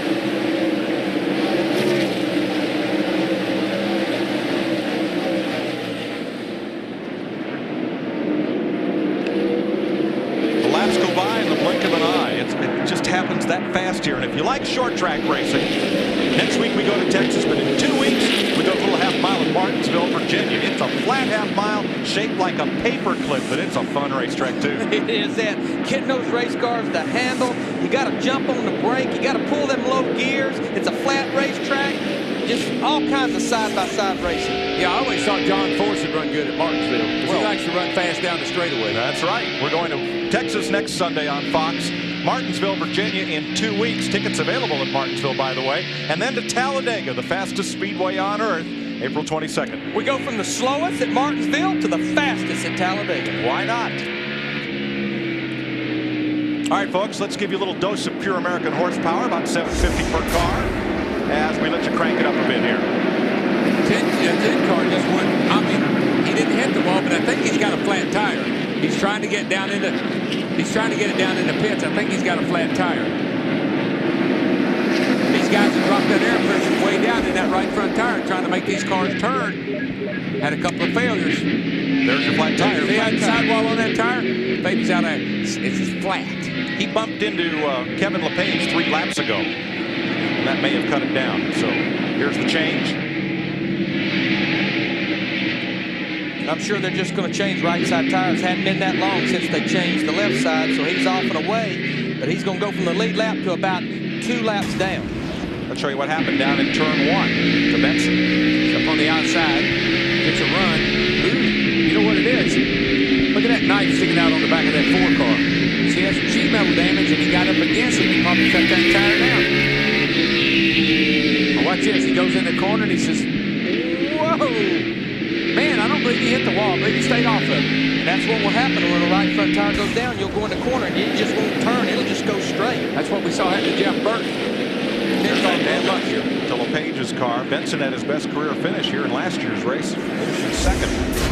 Well, let's try this again, folks. Crank the volume up and get a listen to some pure raw NASCAR power, short track style.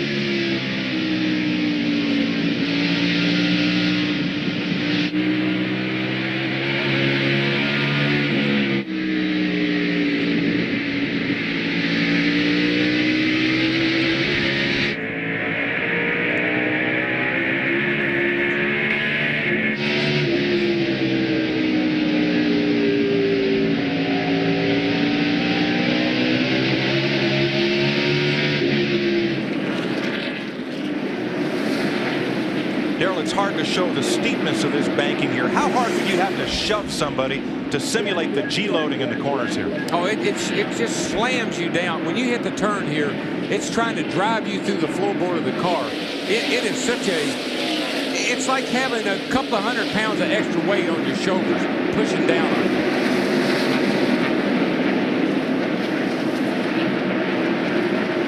Dale Earnhardt Jr. working hard on Kenny Wallace. Well, he's working hard on him as those leaders is about 5 cars behind him, going to be putting them a lap down. See, what happened was the 8 car let the 27 go. He got by him. Then they started hollering that the leaders were coming.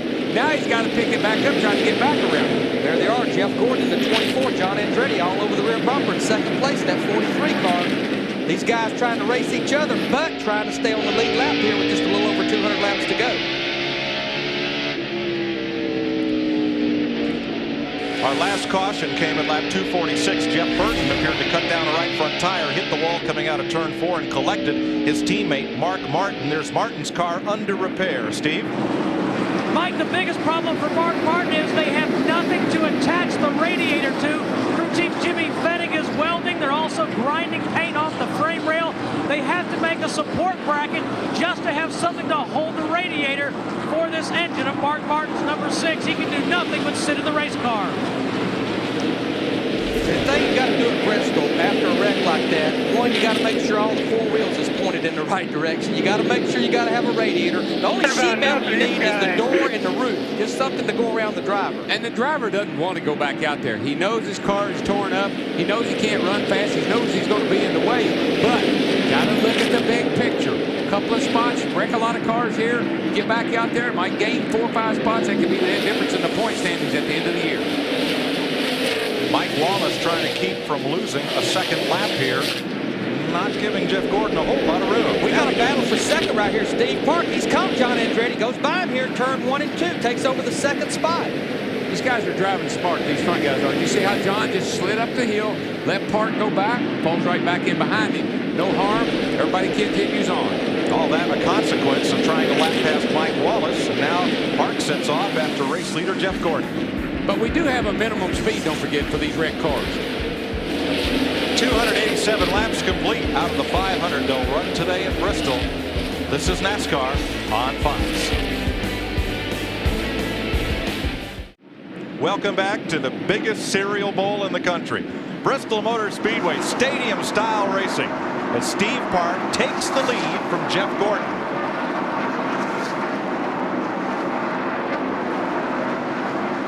Give you an update on our Koch family of drivers. Park now in first. John Andretti up to third. Ricky Ruddale, Jared Bobby Labonte. On back through Kyle Petty, whose car is behind the wall. For more on our new race leader, here's Dick. Steve Park's setup is for long runs. Last night in happy hour, they ran 137 laps on one set of tires and saw just 0.4 of a second drop off. Now we saw this last week at Darlington too. The longer that number 1 car ran, the better it ran in comparison with everybody else. But what we saw at Darlington last week was that when they fired 4 new tires on it at the very end of the race, Dale Jarrett's car was faster, and they are well aware of that. So they know they're good on long runs, and the hope is that if this comes down to a 5, 10, 15 lap shootout, they can make it good for a short run too. Mike?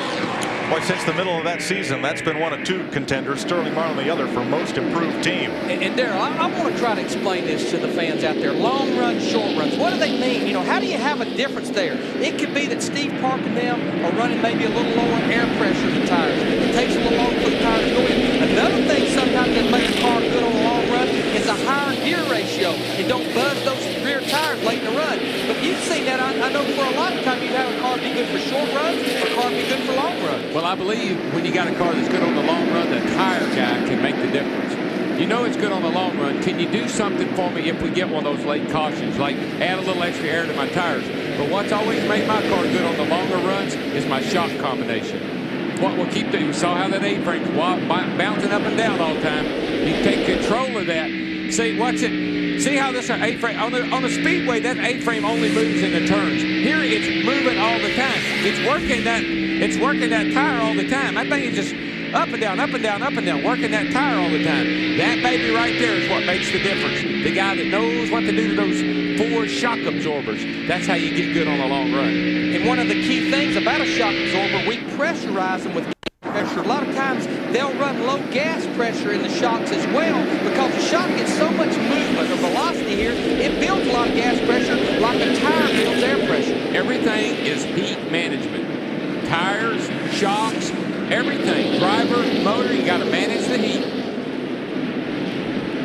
Steve Park, our leader, Darrell, in what's a very untraditional Bristol race. Now, Park started 17th. Jeff Gordon started 15th. And only 1 out of every 8 races here has been won from outside the top 10 starting spots. Well, we've had a lot of long green flag racing, too. Well, I tell you, why don't we just take a break? These guys have got to be getting tired. I know I am. We'll be right back to Bristol with more NASCAR on Fox.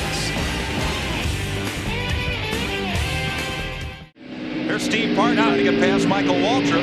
That's it. Michael Curtis, that's his teammate right there behind him. And, of course, he's trying to stay on the lead lap. But I got to tell you something, bro. If I was driving that one car, I don't know if I'd have been near as patient as his teammate was. Because he held him up there for about 10 laps, let everybody catch up with him, and surprised me that he did that. What do you mean surprised, Daryl? I remember one time we won a race up here and you spun your brother down in turn 2. Got to go, man. I know it's time to go. He told you up. Got them leaders. I saw it. Got those leaders breathing down my back, buddy. I know you're my teammate. I know you're my brother, but I got to go, man. So much for nepotism. That car that Michael's driving, the 15 car, Steve Park's kind of used to that car. That's the car that Steve drove here both races last year and actually sat on the pole a year ago. Then they give this car to the new race team that Michael was driving for, built this car for Steve earlier in the year. You crewed Mike Skinner last year. Didn't he once say he'd spin his grandmother out to win a race? To win a race. When you've been 140-something races, you kind of get to that point. Well, leading a race is, you know, you got to keep up your rhythm. You got to keep your pace. You saw that Park run up on the 8 car, the other DEI car. Dale Jr. rode up the hill, let it go. But, you know, we talked about the Bristol stall, but this has typical Bristol characteristics. In the first 88 laps, Daryl, we had 5 cautions. Since then, now here on lap 323, we've only had 2. Everybody finally figured out we wasn't getting a whole lot done spinning each other out. No, well, you get enough cars, get a few cars knocked off the track, spin them and get wrecked, and they go in the garage, get a little more room to race. Plus, let me tell you something. The guys, there's one that got wrecked by his teammate. No fault of anybody's, but torn up car. The guys that I want to start watching is the Harvicks, Todd Bodines, some of the guys that run the races yesterday, Jimmy Spencer, because we're at 325 laps without many cautions, 250 laps yesterday, 500 laps a day. They'll have to help them out of the cars.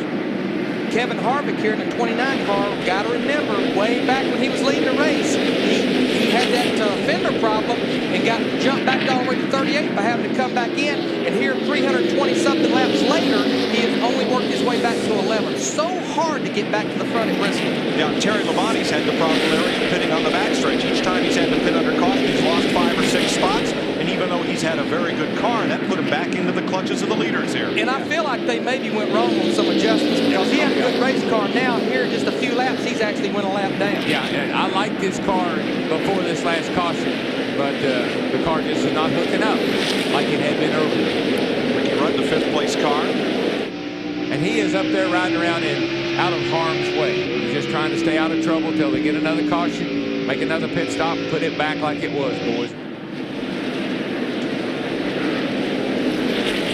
Tony Stewart's just gone a lap down and now in front of Steve Park is the 4, Kevin LePage, the driver. That team based in nearby Abingdon, Virginia. Beautiful town to visit. Larry McClure's got a racing museum there that you can go see some of their great race cars of the past. But Kevin LePage has hopped in this ride after a week of legal wrangling. Robbie Gordon is now out of that car. His 5-year contract has been dissolved with the Morgan McClure team, and Kevin LePage is his replacement for at least this race. 5 races must have seemed like 5 years to somebody. You know, again, they had a long contract. But in this business, as important as it is to get along, if you're getting along, it's hard to beat these people. If you're not getting along, you're not going to beat these people. Oh, no. If you're not happy at 5 races into the season, they did the right thing. Let's straighten it out now. LePage, pitting in the backstretch and taking a provisional start, has done a good job of staying on the lead lap all day. But Steve Park is coming hard. Jeff? One thing I want to bring into play here is as we get down toward the latter part of the race here, now we got 167 laps to go. Pit strategy and pit stops are going to be very important. Who pulls the trigger first, how they get on off pit road could have a big outcome of who wins this race today. But Jeff, as these guys get up to around 150 or 160 laps on their tires, you know no matter how good of a green flag look it has, something's going to happen. I'm a big believer in short pitting, but at Bristol, I want to stay out there as long as I can because you know any second. In fact, a good sign that a caution's going to come is for me being the crew chief and the hit pit road and the caution come out. I'll agree with that. And the other thing is, Junior Johnson used to tell me, boy, you don't come into the last time you either run out of gas or you run out of tires. The 66 car got into trouble right there off looked like off of turn 2. And caution is out for debris up in turn number 2. I think that came off the 66 car. And there it is, the caution right there. Somebody talking about coming to pit road, the caution goes down. I've been coming here for a long time, and I can't remember the last time I had to make a green flag pit stop at Bristol. I know y'all worry about it all the time, but as a driver, I'm saying I don't know why y'all are talking about this. Hard to believe, Darrell, but there was a caution-free race here. In the summer of 1971, Charlie Glotzbach won it, the only caution-free race at Bristol. He's probably driving Junior Johnson's car, too. Junior was a master at getting a car for here. Piece of underbody metal support out there in the corner that they'll pick up. That's a crash bar. Not nearly big enough for here, but that's what that is. You need about 1 3/4 inches. That's right. For here. Need to make one a little bigger next time, guys. Looks pretty crashed, all right. And pit road will open this time. That was great timing for Kevin LePage. He was able to stay on the lead lap. We just had a close call there coming on pit road. Bill Elliott, the 9 car, he had the leaders blocked in, Dick Bergman. Steve Park has just at the very last second called for an adjustment on the front tires. They had to run literally with a tire pressure unit to get that amount of air in there. 24 also when they had talked about a 2-tire change on the 24. Let's put an air Park is done already. John Andretti down and away. No adjustments on the 43 car. He says the car is still loose on entry, but they're afraid to make some adjustments. Jeremy Mayfield been pretty pleased with his car all day. Just going to take 4 tires and the tire change, the front tire changer. Jeffrey Baker actually out here today with a bit of a heavy heart. His grandma passed away just this past week. He's hoping to get a victory from her. Steve? Jeannie Sterling Marlin came in, a 40 car, came in, changed 4 tires, just an air pressure adjustment. Sterling still complaining the car is tight from the center off. He did a great job getting out of the pit. Sterling did, that is. Boy, that 43 bunches, I mean, they are spot on today, boys. The 43 car, yeah, they're having great pit stops. And again, these pits are so tight. I talked about it earlier. He has an opening in front of him because that's where the 36 car is pitting. And now he's leading the race after a good pit stop. Well, this changes everything. We got a bunch of cars that, the crew, look at them. They are excited about getting that car. How do they do that? I mean, they have not been known to make 14, 15-second pit stops. This week, they're right there. Look at that. You know when it feels good. You know when that pit stop feels good and you beat your guys, them competitors out. Caution out at Bristol for the 8th time today. We'll be right back. On the restart, Sterling Marlin has gone to the front. It's Marlin, John Andretti, Steve Park, Jeff Gordon, Rusty Wallace. Still 19 cars on the lead lap. Boy, you might want to wake up early. Lead change, John Andretti to the front. There he went. He's right behind these guys. Whoa, you do not even want to look back.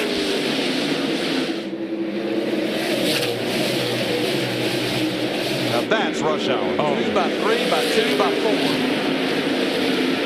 That is very uncomfortable to be a part of. Some of these cars, lead lap cars, some on a lap down. Yes, I used to drivers say, who do I need to race? I said, man, you got to race everybody. Trouble down the back. 66. Oh, Mike Wallace takes a hard hit to the inside wall. Caution out. I don't know if the leader's got it. We'll know here in a second. Bill Elliott, he goes all the way to the apron. They've talked to him, the 7 car, trying to get that lap back. He's not going to be able to do it. Yeah, he is. Yeah, he is. And Tony Stewart, Buckshot Jones, 3 cars get their lap back. Well, you got to 2 Dodges. He had to let those 2 Dodges go. In the process, he had to let Tony Stewart go. He had to let his teammate, 44, he got to get them back on the lead lap. Had to get Bill, that's a Dodge. That's the politics, baby. Now Mike Wallace has taken his car to the garage. I'll show you what happened down the back straightaway. They get together over here off of 2. He and Todd Bodine? Todd got loose, got sideways, hit the 7, knocked him down in the inside. But Todd didn't get a whole lot of damage out of that. Saw Kevin LePage in that 4 car locking it up. He all but was in it. He got some damage. Another look. See, watch the 66 right here. He gets sideways.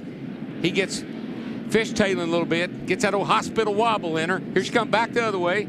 Gets into the 7. 4 car says, I'll help you, buddy. I'll straighten you up. Turned him around. 7 hard into the inside wall. Looked like what happened, though. The 7 checked up because of the 66, and the 4 car, Kevin LePage, got into him. Now watch this. There's a Dodge. Now the rule is they're down on the apron. They just went by the 7 car. Really dangerous. Here's another Dodge back here, and Tony Stewart's in there with them. Teammate, got to get him by. Tony Stewart was a real benefactor. I don't think that's who John Andretti was trying to let back on the lead lap. Nope. But that's okay.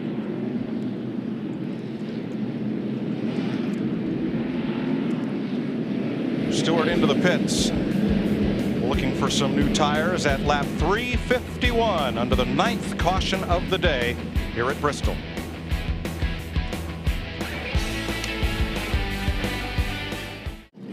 Welcome back to Bristol. We're working the 9th caution of the day. John Andretti's our leader from Sterling Marlin and Jeff Gordon. Todd Bodine spinning, collecting Mike Wallace has put us under caution for the 9th time. Hey, DJ, this is DW up in the booth. Bud, you got a copy? Yeah, DW, I got you. How's that old Bristol setup working out for you today, Bud?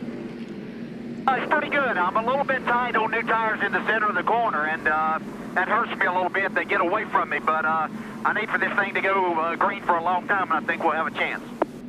Car looks good from up here. I've been watching you steadily. You're kind of holding your own. Good luck, and watch out for those cars in front of you. Thanks a lot. Appreciate the help.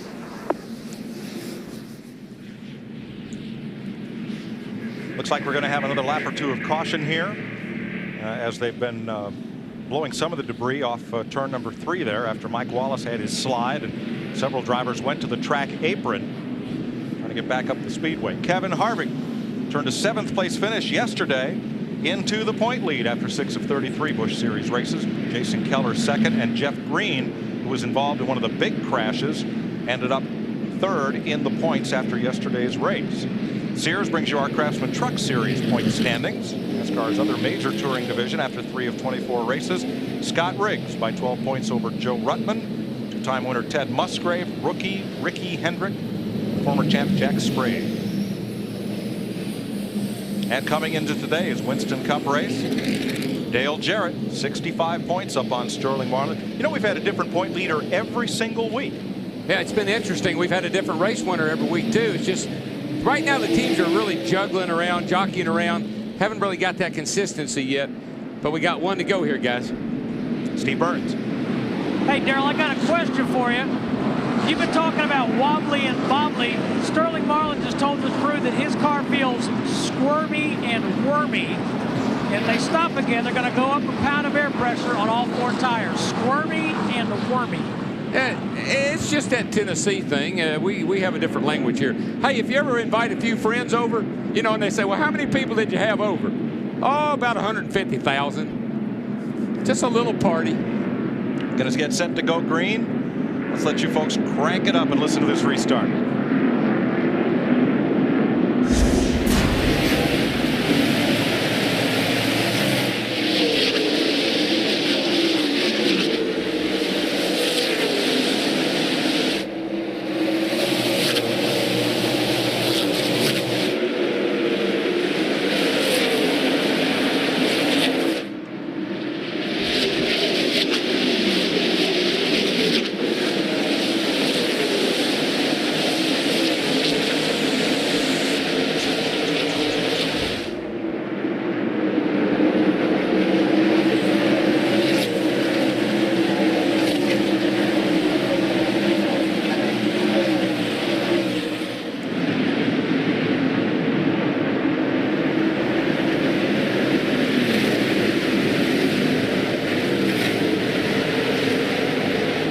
Sterling Marlin did not get the best of restarts that time. No, and these guys there, that Dale Jr. and Skinner, I mean, they got to try as hard as they can right now, because the 93 car sitting out here, he's sitting in good shape to get a lap back. And those guys are driving as hard as they can to try to get themselves in the same position. And we saw 3 cars lost 3rd spot. Yeah, to Jeff Gordon. We just saw 3 cars get their lap back a while ago.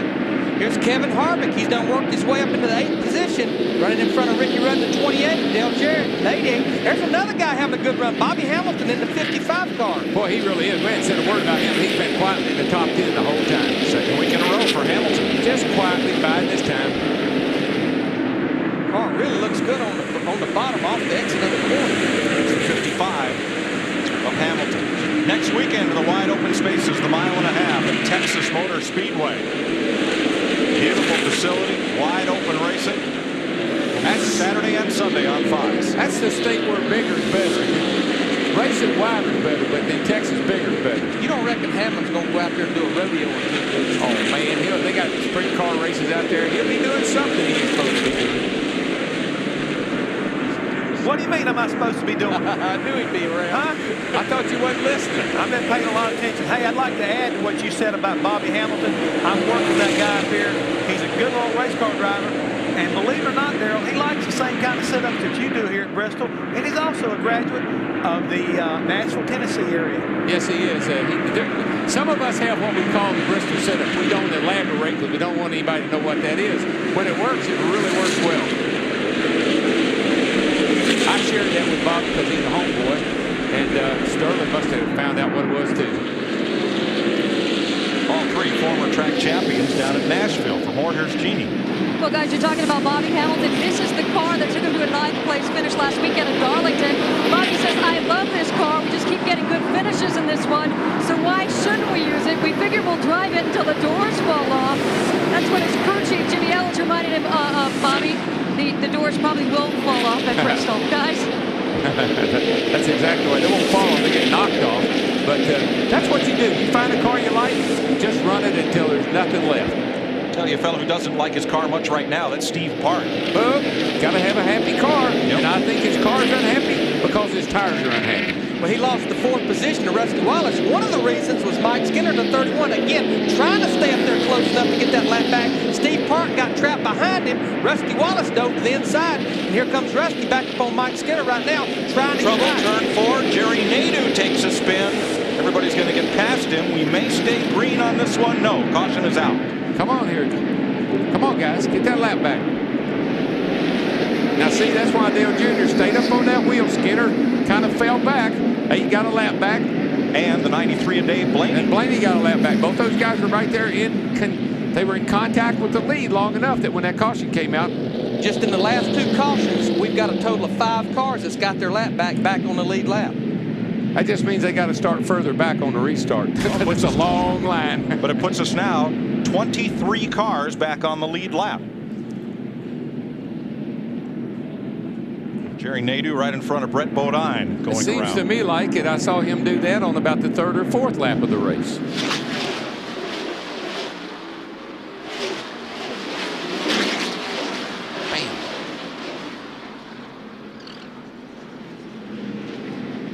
Pit road's a busy place, Dick. Jeff Gordon, who has been a contender all day, in for what could well be the final pit stop of the day. As a result, this may be the most important. Craig Curioni has carried the tires at the front end. Steve Letarte in the back. He is gone already. Another terrific stop by Gordon's crew. There's the race down off pit road. Sterling Marlin beats John Andretti. Well, those two teams have really been going at it in the pits and on the track. And Kevin LePage is being held in his stall. There's Dale Earnhardt Jr. getting out. He's back on the lead lap, and a penalty on the 4 car. LePage is just let go. Now, as we said, he started the race pitting on the back stretch, but because 2 cars back there had to share a pit stall, the 4 team had the option to move into the first vacated pit stall, and that was over on the front straightaway, so they dragged everything over, and they've been pitting on the front stretch. He's out of the box. That's what they're holding him for. All right, here's the leader of the race right here. He's one of the few leaders that did not pit.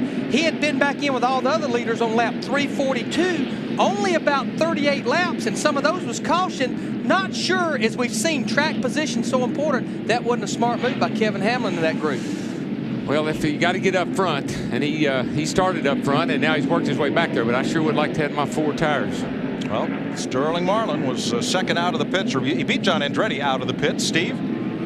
Mike, they had talked about adding air pressure all the way around, but they decided not to at the last second. They put 4 tires on that number 40 of Sterling Marlin. No other adjustments, just tires. That caution came with a good time for John Andretti, the leader of the race in the 43 car. His crew chief, Greg Stedman, was unsure if they could go the distance on fuel, while the 2 of Rusty Wallace and the 18 of Bobby Labonte knew they could go. The 24 of Jeff Gordon was unsure. To Dick. Steve Park's problem in that last run was the car was understeering. They've made an air pressure adjustment of the car to try and solve that problem. Remember how good he is on long runs. To Ginny Zalasko. Well, guys, life is tough on the backstretch, and you got to save seconds where you can. So when the 12 car, Jeremy Mayfield, came in, they went with just 2 tires because they believed the leaders were going to take 4. They changed them on the right side, and they're keeping their fingers crossed for another caution to get to the left side as well, guys.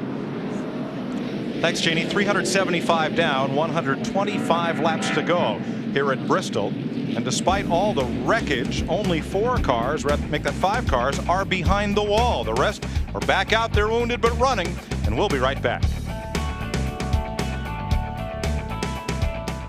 Green flag for the restart in the Food City 500. Terry Labonte, last car on the lead lap, out in front of Kevin Harvick, our race leader, who did not pit. Now, the best friends that he's got is Elliott Sadler in the 21, Tony Stewart in the 20. They elected not to pit. Boy, they get in the back of Mike Skinner right here and bottle up. Skinner was holding up Sadler in turn 3, and Elliott just moved him up out of the way. Casey Atwood right in the middle of all that. But Tony Stewart and Ellie Sadler did not pit as well, and Ward Burton in that 22 car took them 2 tires only. That's the best friend that Kevin Harvick has got right now. So it's mid-pack for John Andretti and Sterling Marlin. Trouble over on the back. Straighten it out. Behind him, Blaney, Earnhardt Jr., Nadeau, and Busch. The caution is out. That's 3 strikes on Nadeau. I believe he ought to be out. Here comes Terry Labonte and Jimmy Spencer. Johnny Benson. Here comes Skinner. They're all going to get a lap back from Kevin Harvick. Here comes Bill Elliott. And he won't get a lap back. Won't quite make it. He was way, way back. Same thing as earlier. Kevin Harvick's goal was to let Mike Skinner, his teammate, back, but 3 other cars benefit from it. Terry Labonte, Jimmy Spencer, and Johnny Benson.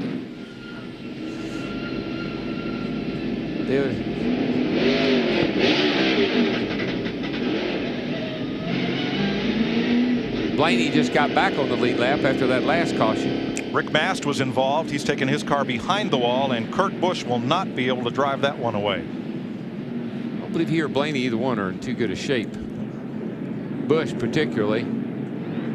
There's what's left of Blaney's Dodge. Now, Matt Kenseth got loose coming out of turn 2 and saved it, but when people started to check up, things happened behind him.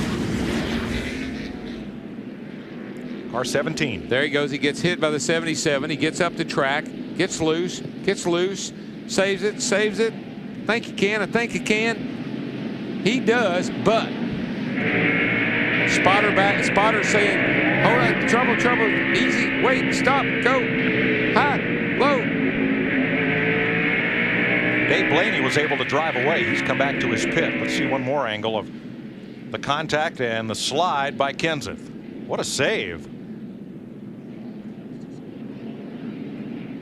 From the Miller Lite Cam on board Rusty Wallace. Rusty's given us some good shots today. He's been around a lot of wrecks. Whoa. He sees this. Where's Kenseth going to go? He saved it. I'm going to go on. But behind all that, Kurt Busch, Dave Blaney, Jerry Nadeau, Dale Earnhardt Jr., and Rick Mast pile up. Now, the only car left at the accident scene is Kurt Busch, and you see he's climbing out. Dave Blaney has made it back to pit road. Steve? Thanks, Mike. We're with Kevin Hamlin, crew chief for Kevin Harvick. Kevin, tell us about your pit strategy. Our pit strategy kind of got changed on lap 79 during that first caution. We got our left front fender mashed in. We had to sacrifice all the track position we had and go to the back and just trying to be precautionary. We didn't want to blow out a left front tire and be stupid that early in the race. So Kevin's done a real good job so far with the GM Goodyear service for Monte Carlo. And I think that the way these tires, Goodyear's brought a really good tire here to Bristol, and the car seems like it goes good for a long run. So I think we may be done pitting for the day. Steve Burns, this is Larry. Larry McReynolds wants to ask you a question, Kevin. Can you just ask him how far would he let it go with a caution coming out before, he would come and get 4 tires. I know as long as he's got these short runs, he's okay. He said, how long would you go without pitting for tires? On the short run, you're okay. How about on the long run? I think we'll go to lap 501. All right, thanks, Kevin. All right. That would be all the way. 115 laps to go. Kevin Harvick out in front once again here at Bristol Motor Speedway. You're watching NASCAR on Fox. And welcome back to Bristol, Tennessee. Currently under caution, about 110 laps to go. Kevin Harvick, your leader. Elliott Sadler right behind him. We are with Jeff Hammond. Let's talk a little bit about the recent pit stops and certainly positioning on this track at this stage. Very, very critical. Absolutely, Chris. You can already see that right now, Kevin Hamlin and that Kevin Harvick crew realize track position is everything here at Bristol. So they're willing to take a chance on their tires and their car working good over the final 110 laps. Staying out front is the key here at Bristol. So they're going to let the rough side drag. All right, 9 leaders, 17 lead changes on 11 caution flags. Rusty Wallace, let's take a look at the pit stops. He's, of course, won this 9 times, the most of any active driver, and Rusty has won 3 of the last 4. Help us out here, Jeff. He's had, look, when he first came in, he had some trouble getting out, and it's been a little bit inconsistent. Very inconsistent. This is not like a Rusty Wallace crew. They're very good in the pits. Robin Pemberton does a very good job with these guys. I'm sure that they've been working on that race car as part of it, but there again, this pit road is very, very tight, and sometimes that can influence what goes on. Rusty Wallace currently 10th, as again Kevin Harvick your leader, followed by Elliott Sadler, and Tony Stewart running 3rd. Yeah, the real problem these guys have had right here, the problem they've had is Harvick is in this pit, Rusty's in this pit, except for the last time when Harvick didn't pit, Rusty has been blocked in every time because he's been coming into pits before Harvick as he's been working his way from the rear. So the real problem is that pit right there. Real problem has been he's been blocked in every time. All right, we're getting set to go back to green this time with Harvick the leader, Elliott Sadler and Tony Stewart, who did not stop, 1st, 2nd, and 3rd. Steve? Excuse me, Matt Yoakum. The 8 car, Chris, of Dale Earnhardt Jr. sits behind the wall. He slapped the outside wall. He's pushed the rear end over, done some damage up in the front chassis area. His crew is doing some welding, trying to get that car back out for points, but a tough day for Dale Jr. Getting set for the restart. Now Mike Skinner will be the tail car on the lead lap, the way scoring indicates right now, as Kevin Harvick leads them around. And we're back to green. It's a little confusing on the 31-10. I thought they got laps back, but here's the update, Darrell. NASCAR ruled the caution flag was already out before he beat Kevin Harvick back to the line, so Skinner did not get back on the lead lap, we're told. They're not going there.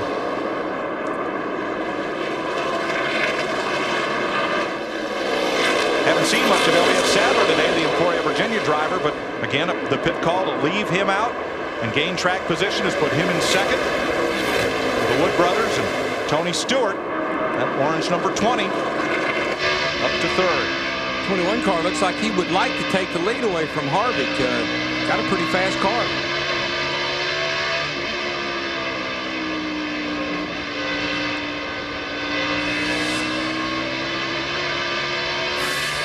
Look at where these drivers have gained positions in the top 5 after starting 30th or worse. Sadler, Stewart, and Mayfield. But the real reason is the calls that their crew chiefs made on that last time to stay outright. I always told Jeff, I don't care where I am. I just, at the end of when there's 100 laps to go, I want people to say, where did he come from and how did he get there? And we're seeing that with the 21 car for sure. Sadler's good run today is no fluke. His best career finish, 7th, came right here last August. Well, that caution, let a couple, 3 people get back in the race. So still a lot of cars on the lead lap. And here's John Andretti. He's the 5th place car, but he's the first car that's out there that has 4 fresh tires. Remember, everybody in front of him, Ward Burton took 2 tires. Harvick, Sadler, Stewart has no tires. So he's in 5th, and he's got 4 fresh tires. All the way up to the leaders, there's Kevin Harvick in the white 29. Remember, stayed out. Elliott Sadler stayed out as well.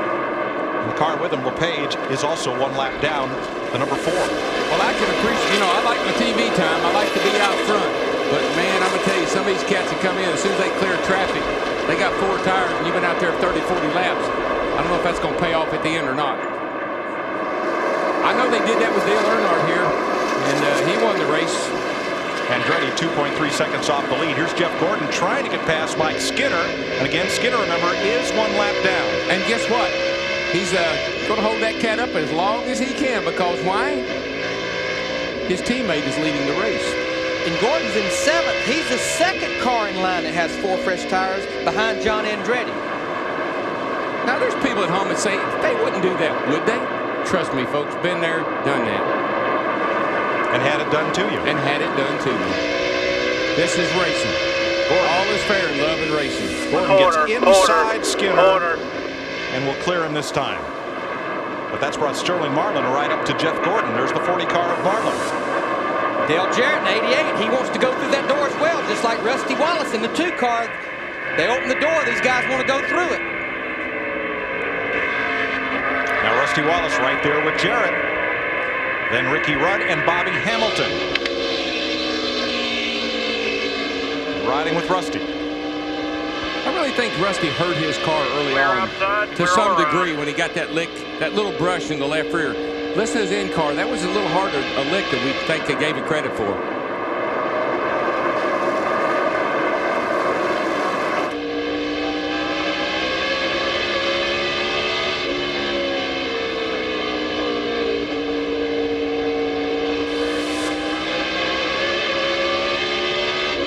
See how short that straightaway is? I mean, you're not in the throttle wide open. Probably a couple of seconds is it.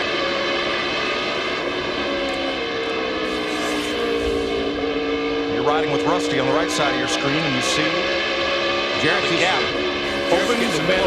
Jarrett's getting a better run off the corner. Rusty's driving in a little harder.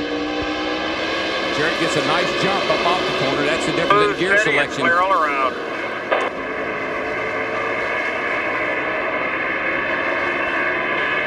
And looking back, the UPS cam on board Dale Jarrett. Looking back at Wallace.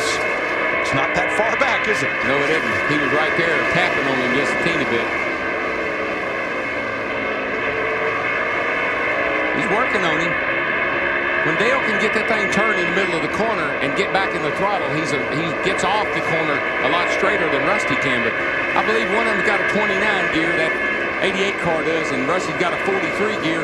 Rusty gets a little more spurtability in his car. And what that is, that's a 529 or a 543. Remember, the higher number is a lower gear, and the way they come up with that number, it's the amount of teeth on the ring gear divided by the amount of teeth on the pinion. And the lower gear you have, we talked about this earlier, the lower gear you have, the better you can get off the corner, but as the tires get hot and they start to slip, it's harder to drive a car with a real low gear in it because it puts so much power to the rear tires.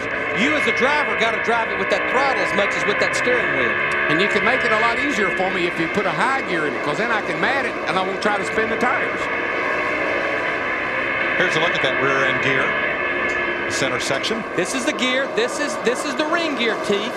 And the pinion teeth are right in there. And that's what makes the different ratios. This is the yoke right here that the drive shaft hooks onto. All right, Darrell, 88 laps to go. How tired are you, and what are you thinking?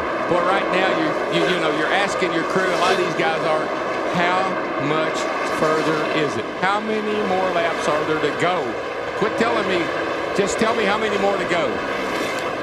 John Andretti moves up to 3rd place, passing Tony Stewart. Remember, Stewart did not pit recently. Andretti has. He's got to start marching. We've got 85 laps to go. Most racetracks, 85 laps is a lot of laps. At Bristol, it's not long at all.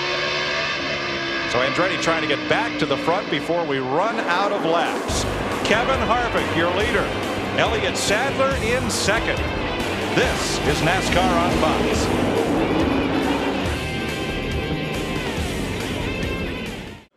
Talk about hot as a pistol when they do the Bristol Stomp. That's somebody's brake rotor, and you don't want to go pick that up. No, don't go out there with that little leaf blower thing and try to get rid of that piece. It's part of a brake rotor. There's the brake pad, everything. And here's why. Smacks the wall. Jimmy Spencer just spun old Buckshot Jones out back here. Buckshot's got the gas. He's matted. He's trying to keep it going in the right direction, but bam, boy, right there. It was a hard lick in the inside wall. There goes all the brake rotor parts. Buckshot's behind the wall now. Off turn 2, and Spencer just gets into the back of him, turns him around. Here we go. Watch this. Kevin Harvick, the leader, comes through all the smoke. It's driven down on the apron. And And now here comes Kevin LePage in the 4 car. He and Stacy Compton got a lap back from Kevin Harvick. I'm sure Harvick thought, how many more people are back there? Come on, y'all, get on around here. Tough break for Buckshot Jones, trying to repair the damage. I tell you, the tough break.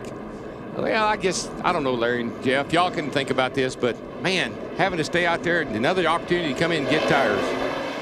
Kevin Harvick is trying to become only the second driver, Darrell, to win 2 races in his first 5 starts. Now, Red Byron did it in 1949. That was NASCAR's first season. So he won 2 of the first 5 races that were ever run in NASCAR. Nobody since has won 2 races in their first 5 starts. You know, we saw a couple of rookies last year, Dale Jr. and Kenseth. They won a couple of 3 races there early in the year, and then the second half, you never heard about them anymore. This kid's on the same kind of, he's doing the same thing. Hopefully he can maintain his momentum. And right behind them, the Wood brothers, who've won 96 Winston Cup races, but never at Bristol. Elliott Sadler sits second.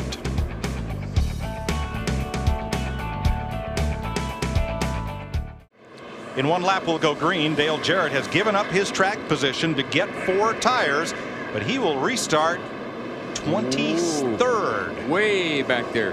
I don't know about that. I don't need it. Now you got only 75 laps. It's a long way to go, even with fresh tires. Gotta wonder about that one.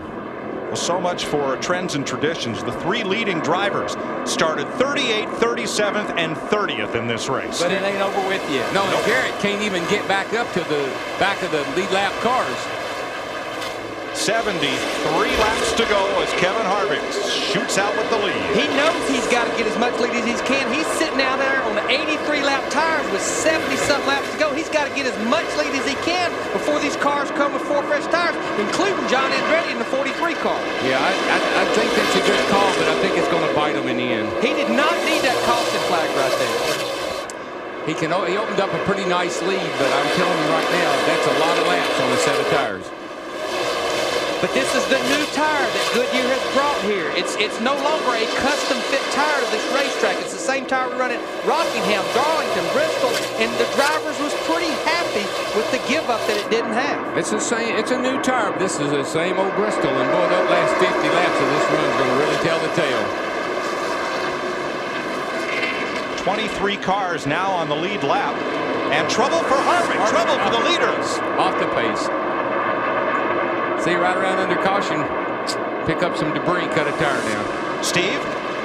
Flat left front tire. Kevin Harvick is going to have to pit. Flat left front tire while leading the race. All right, he comes in as the leader. Let's see how he comes out, how much time he loses. Going to be at least a lap. Here comes the leader off turn 4. Leader at the line now. Steve? And Mike Lucas got the left front tire back on Kevin Harvick, and he's back out but lost a lot of position. Heartbreak from 29. He's going to lose 1 lap and go from hero to heartbreak. He is down to 23rd position right now. Almost 2 laps down. But guys, here is our new leader, Elliott Sadler, in the Wood Brothers number 21. How long has it been since he led a lap? And he's got some lap cars behind him back to John Andretti to the 43 car. And you know what? That's a backup car. He crashed his car early in practice on Friday. This is not the car he came here intending to run. Caught the right rear with it. Didn't hurt it too badly, but badly enough that they brought the backup out to qualify. Now, Dale Jarrett got those 4 fresh tires, Dick Berggren. That was not a strategy move, Mike. He also had a flat tire, so he had 2 cars, bang, bang, with flat tires. Hope there's no more. When you see those brake rotors flying apart like that, there's a lot of debris on the racetrack, and that's what really cuts a tire down.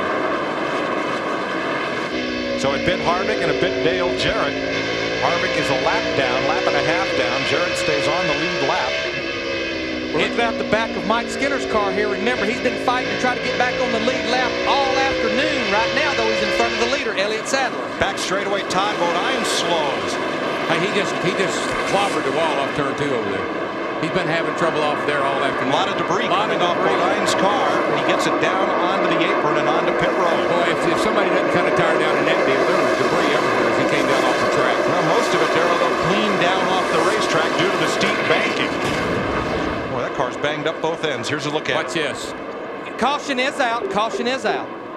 I believe that's a good call, guys, because I tell you, I watched that car come down the back and into 3 and 4 here, and it's got parts flying off of it everywhere. A lot of debris on the racetrack. Oh, and Ricky Craven's been involved in crashes with both Bodine brothers today. Whoa, Ricky's car just, he got back in the throttle. The car just jumped over into Todd Bodine. And getting back on the lead lap, Mike Skinner and Bill Elliott and Johnny Benson. Wow, I have never been to a race, I don't believe in my whole career, where I've seen so many people get laps back because the guy leading the race slowed down and led them. Well, here's our new leader, Elliott Sadler. And he's been out there 101 laps. But, Darrell, they've painted in a corner. They're pitting on the backstretch. There's 26 cars on the lead lap. They almost can't pit. We do have some of our leaders on pit road. Bobby Labonte in the 18, Dale Jarrett in the 88's back on pit road. And the 4 car of Kevin LePage has decided to pit. Bill Elliott, who got back on the lead lap, he's going to be on pit road 2 in the 9 car. You know, one of the reasons, I was just thinking about this, why would people do that? One of the reasons is so you don't have those guys down on the inside restarting and racing you when you go back to green. Well, if you restart 10th on the lead lap, it's like restarting 20th because you got 10 lead lap cars starting there as well, so you're 20th on the restart. But if a good fast car is up alongside of you on the restart, he can get you in trouble going into turn 1. Let those guys start at the tail end, the back here in the back, and they don't bother you. There's the action in the back pits. How about this for numbers? Look at the 2 car numbers leading the race, 21 and 43. Wow. How many times did we see the Silver Fox David Pearson in the Wood Brothers 21 battle Richard Petty for the win in the Petty number 43? Man, the more things change, the more they stay the same. All the 1-2 finishes they had. The Wood Brothers, last win, March '93 at Atlanta. They've never won here. And there's now 3 generations of Wood brothers. John Wood is going to drive some Winston West and some NASCAR Craftsman truck races. The 3rd generation of this great family that began when Glenn Wood started racing NASCAR modifieds in 1949 from out of Stewart, Virginia. And they've had a great racing dynasty from out of there ever since. That's his crew chief right there. So caution is out for the 13th time at Bristol. 58 laps to go. Don't go away. This is NASCAR on Fox.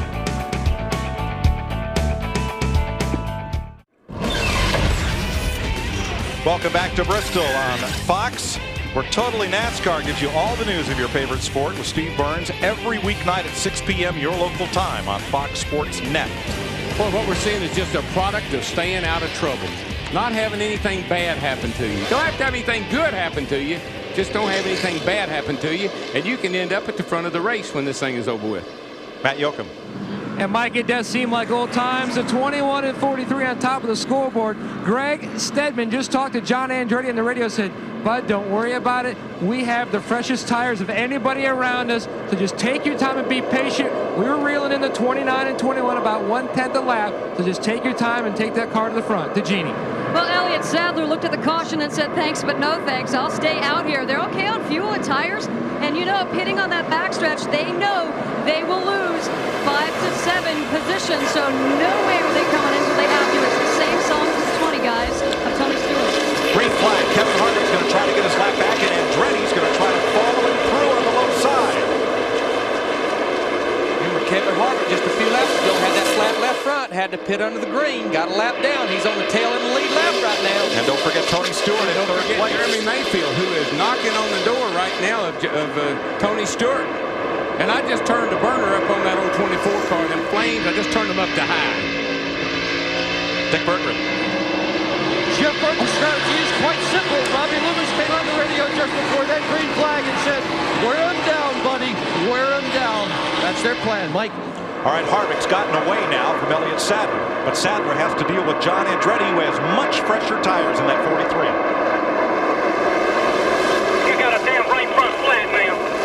Somebody's saying they got a left front tire they think's down. I believe it's Sterling Marlin in that 40 car. It might be, because he just about wrecked off of turn 4. Could it be Sadler?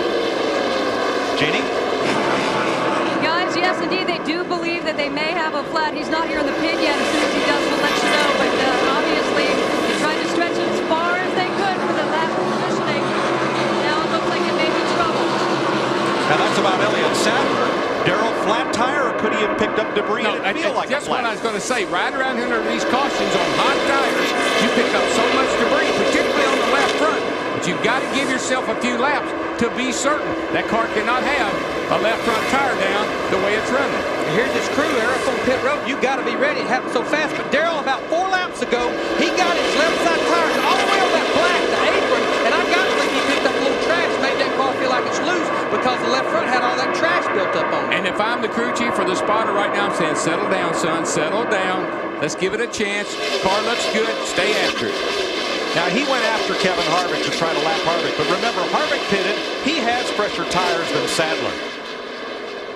I tell you, Sadler's car is awesome right now. You got to remember, that 29 car is on fresh tires. And he is driving it pretty hard right now, too. He's getting her sideways, slideways, and every other ways. Elliott Sadler, who followed his brother Hermie into NASCAR racing, the two brothers from Emporia, Virginia. Raced late model sportsman, the NASCAR Busch Series, and then to Winston Cup. I'm sorry, Mike. Go ahead. I've always thought he was a very, very talented driver, very intelligent driver, and of course we know that's a great team. Now Sadler started 38th today.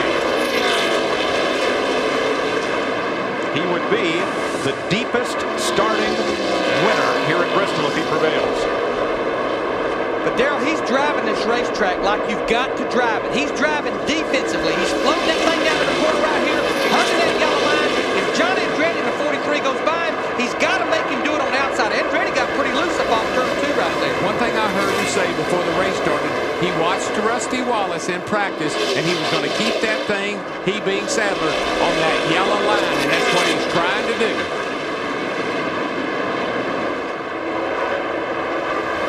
And the crew has just talked Elliott Sadler through, just as we have talked you folks through, that they believe they did pick up debris on the tire, and he's fine. Now, he was running too good. A left front tire going down, it doesn't take a driver but just an instant to know he's got big trouble. He wasn't sure, and I'm glad he stayed out.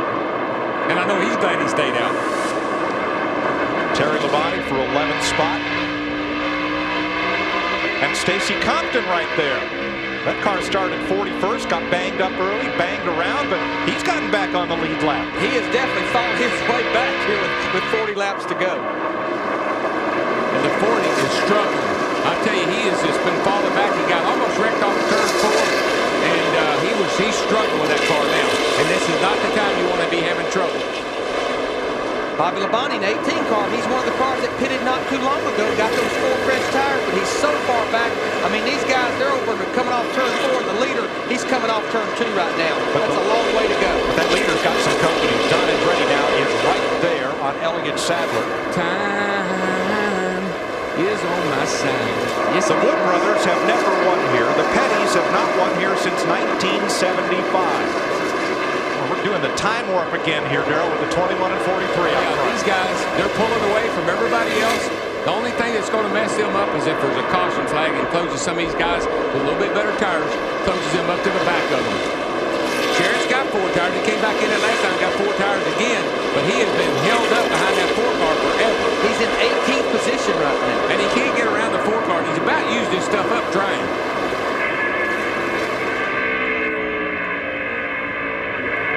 Riding with Dale Jarrett, Kevin LePage just ahead, the 17th place car.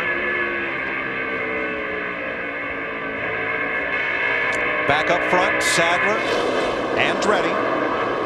Bit of a gap back to Mayfield, and then Stewart, Burton, and Gordon. Jeff Gordon in the 24 car, 6th place. He fought for 20 laps to try to get by Johnny Benson in the 10 car. Finally got by him. Remember, he's got those 4 fresh tires. Right now, he's about 2/3 of a straightaway behind the leaders. Just again, track position, track position. It is so difficult to pass late in the race. The bottom groove gets slick. You sure don't want to try it on the outside, so you got to root your way up along beside of somebody and then hope they give you room to make the pass. 32 laps to go. Elliott Sadler, the 95 champion at South Boston Speedway in NASCAR's weekly racing series. He's the all-time champion for bologna burgers. He's eaten more bologna burgers at that racetrack than anyone. 2 leaders right here. 3rd place Mayfield, 4th place Stewart. Gordon 2.6 seconds back. And Jeremy Mayfield, buddy, is in third place and closing.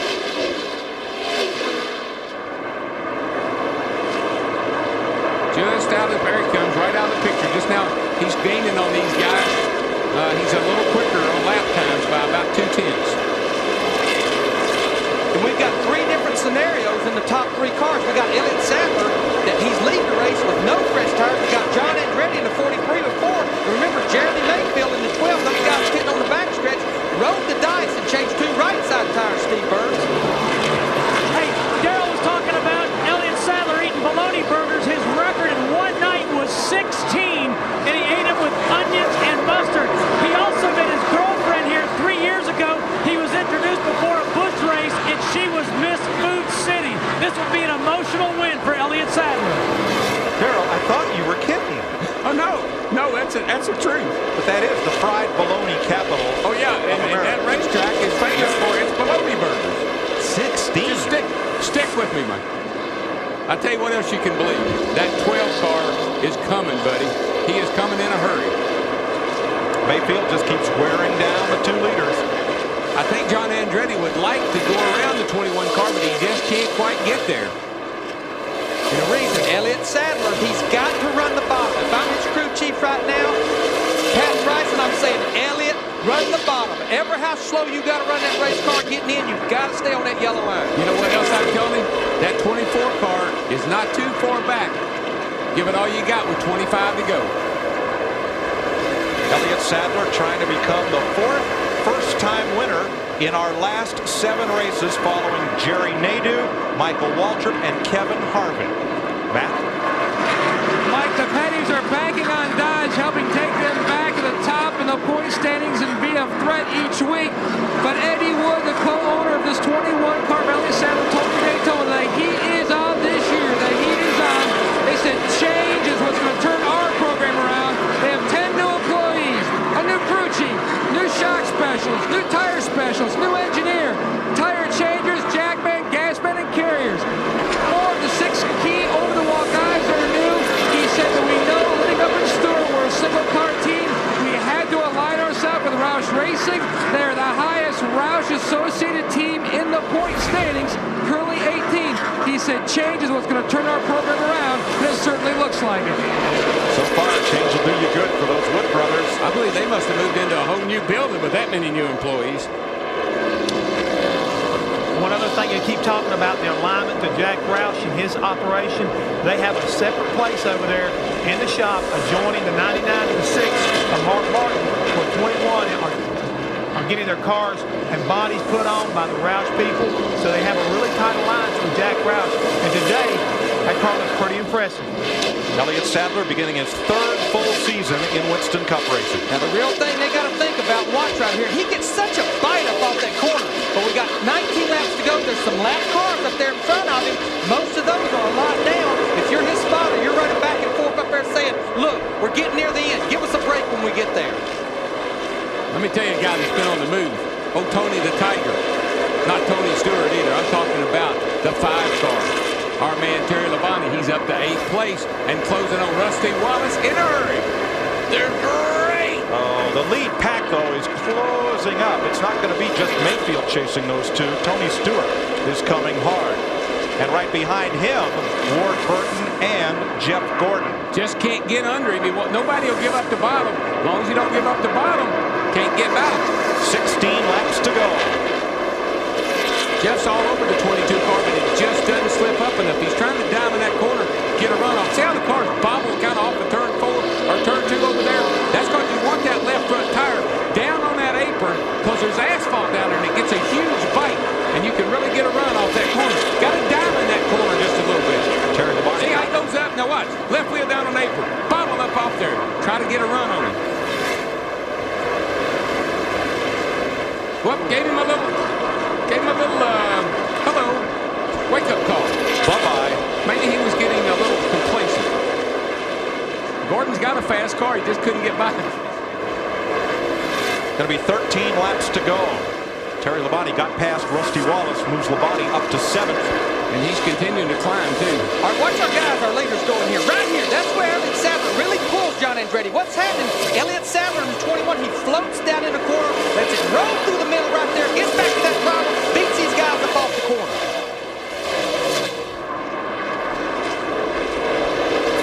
Since 1990, only 2 races have been won by cars pitting on the back straightaway. Davey Allison, Dale Earnhardt. But no matter whether the 21 wins or not, and he's got a pretty darn good chance right here now, they've had an incredible afternoon. He's got the left car, Brett Bodine. Brett moves to the high side. Good move there. That's a Ford car. Move up to the high side. Let him go by. Now, Tony Stewart is no longer making great inroads on the lead, but Jeff Gordon is catching Stewart. Well, can you imagine the frustration that John Andretti is feeling here? He's got a chance to win a race. I mean, that's close. I am so close, and I can't quite make it. We saw that race that Davey Allison won. It was won the same the way Elliott Sadler's trying to do it right now, pitting on the backstretch. They just stayed out for the last 150 laps. You don't have any strategy that way. You can't really pit. Stewart looking back at Gordon. And Sadler is opening up a little bit of a lead. He really is. He stepped it up a notch. He started to pull away from those guys just ever so slightly. This race, or this track, has had races settled on a last lap pass 4 times. When Fred Lorenzo did it in 64, it was the only lap he led. Cale's done it, Jeff Gordon's done it, and Dale Earnhardt got together with leader Terry Labonte and did it in the fall of '99. I was going to say a few of them was a bump in the pass. Yeah, all right, next time by, 6 laps to go. He's stretching it out just a little bit right now. The last 3 or 4 laps, these guys have run almost identical lap times to each other. And Gordon is closed up on the back of Tony Stewart now, but the biggest problem these guys have is just trying to pass. And once again, we've seen the bottom line. You just got to stay there. Pass. They got to catch Elliott Sadler, and nobody's having any luck doing that. They're not. I don't think unless Sadler has a problem that they're going to be able to do that. He gets off the corner, like Larry said, so well. The car accelerates so straight. He's got 1 car out in front of him, Kenny Schrader. I don't know if he'll even catch him. He's about 10 or 12 car lengths behind him. Next time by will be 4 laps to go.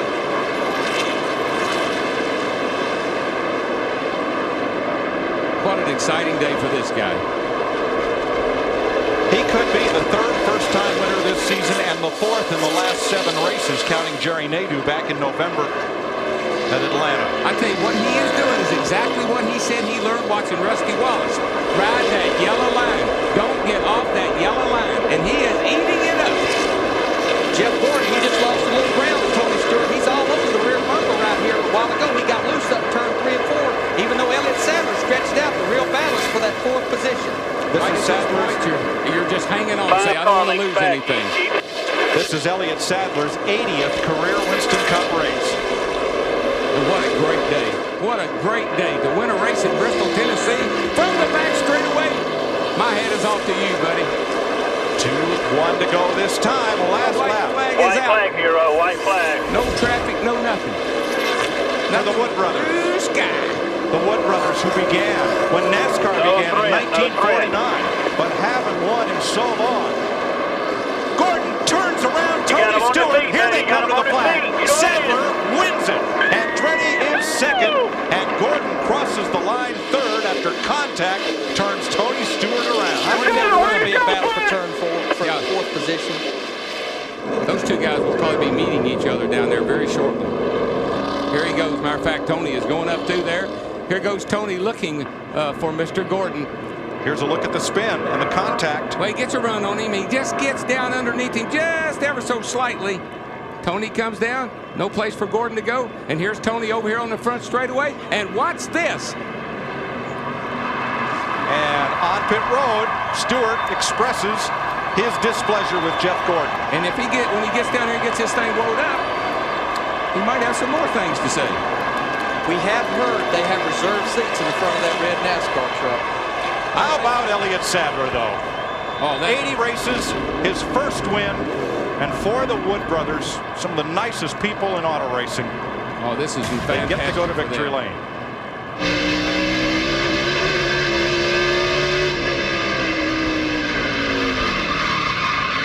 Front row.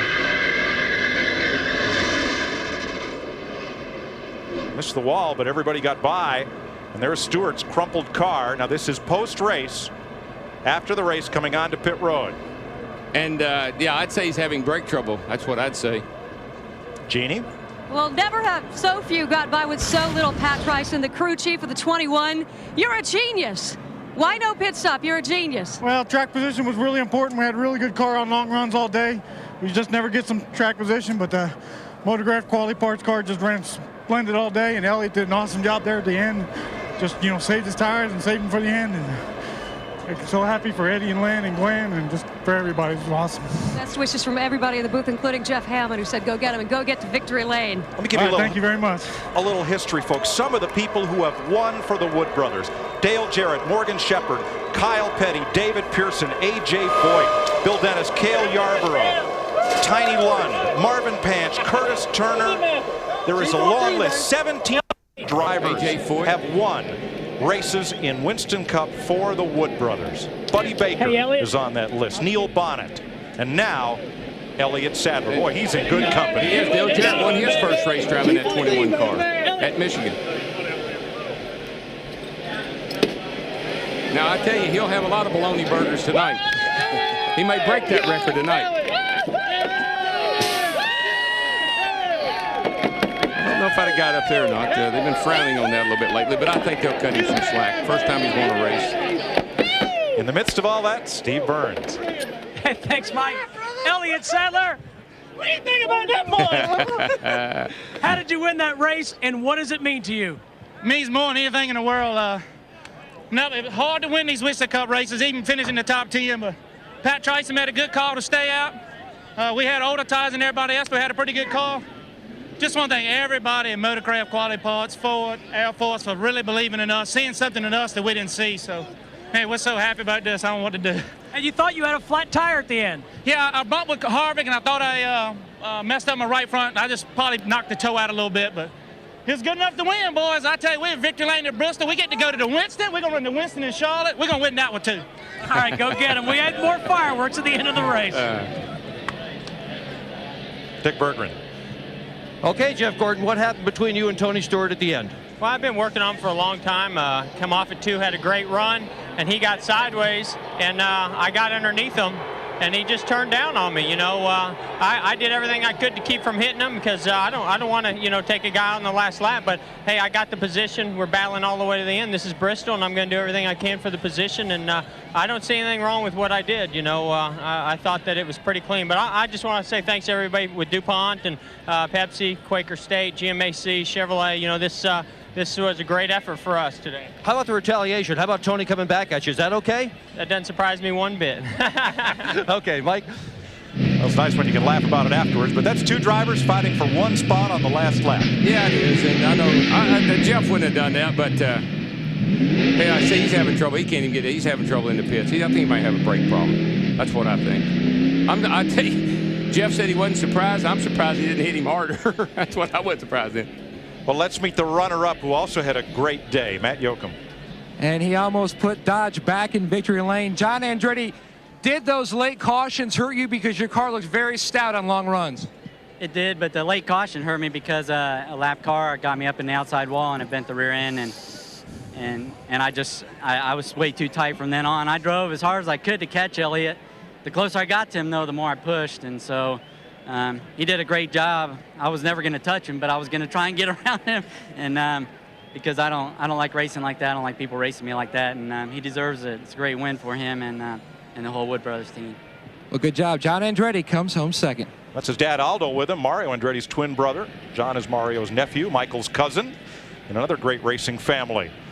Wow, what a wild one at Bristol. Elliott Sadler wins it. John Andretti second. The Wood Brothers and the Pettys 1-2. Jeremy Mayfield for Penske, Jeff Gordon for Hendrick, and Ward Burton for Bill Davis. Your top 5. 3 makes in the top 5 today. Steve Park had that strong race car about mid-race, comes back to finish 9th. And Bobby Hamilton hung in there and finished 8th. That's another great day for him. And there's Sterling in 12th. How about Kevin LePage in the 4 car? First time there, comes home with a top 15. That's a big improvement for them. I know that'll help them a lot. Dale Jarrett just never could get back to, came in, got those tires late and couldn't get going. Casey Atwood survives Bristol, the rookie, and Tony Stewart there 25th. We're trying to interview Tony, but he has been summoned to the NASCAR office in the garage area. Take a ticket, take a seat. Johnny Benson coming here 3rd in points, had that flat tire, ends up 26th. poor old Jerry Nadeau. I mean, he was into everything today, from the very beginning to the very end. Ken Schrader, Mark Martin got wrecked, but got back on track and finished this race ahead of some other fellows who weren't quite so fortunate. Next week, the Super Speedway in Texas, but in 2 weeks, we've got more short track racing for you. We're going to that little paperclip of a track, Martinsville Speedway, in 2 weeks in Virginia. Can't wait to get there. How about the Winston Cup point standings? Do we have another new point leader, the 6th one of the year? No, Dale Jarrett. Ooh, hung on. Hung on. Jeff Gordon, Marlin, Benson, Hart. Look who's 9th in points. Today's winner, Elliott Sadler. Bobby Hamilton up to 8th. How about that? Look at last year's champion, Bobby Labonte. Tough sledding back there, 19th in the standings. Kevin Harvick only run 5 of the 6 races, of course. He's 13th in points. Some guys that are digging some mighty deep holes in this point championship race. And some contenders who aren't even in that top 30, like Jeff Burton, who's just had nothing but trouble in this early season. Let's go back down to the garage. And another great run by a young driver, Jeremy Mayfield. Boy, a big finish for this team. Yeah, we're really excited about that. You come to Bristol and Darlington last week, you know, that's when this team's the best, man, when we get down. And we're 4th in the points, and we all got together and said, we got to turn this thing around, you know, and it's a tough race team. And it takes a lot more than that to get us down. I'm just proud of them, man. The engines ran good all day, handled good all day, great stops, all you can ask for. Momentum building run for Jeremy Mayfield to Dick. Well, if you're looking for Jeff Gordon or Tony Stewart, this is where you'll find them. Both of them are right up in the front of the truck. Let's go to the studio and Chris. All right, thank you very much. Starting 38th, no one has come from so far back to win at this great track at Bristol, a theater in the round, if you will, and high drama for Elliott Sadler. And again, we have a different winner this year, and the gamble paying off for the Wood Brothers and Pat Tryson, new crew chief, new sponsor for Elliott Sadler.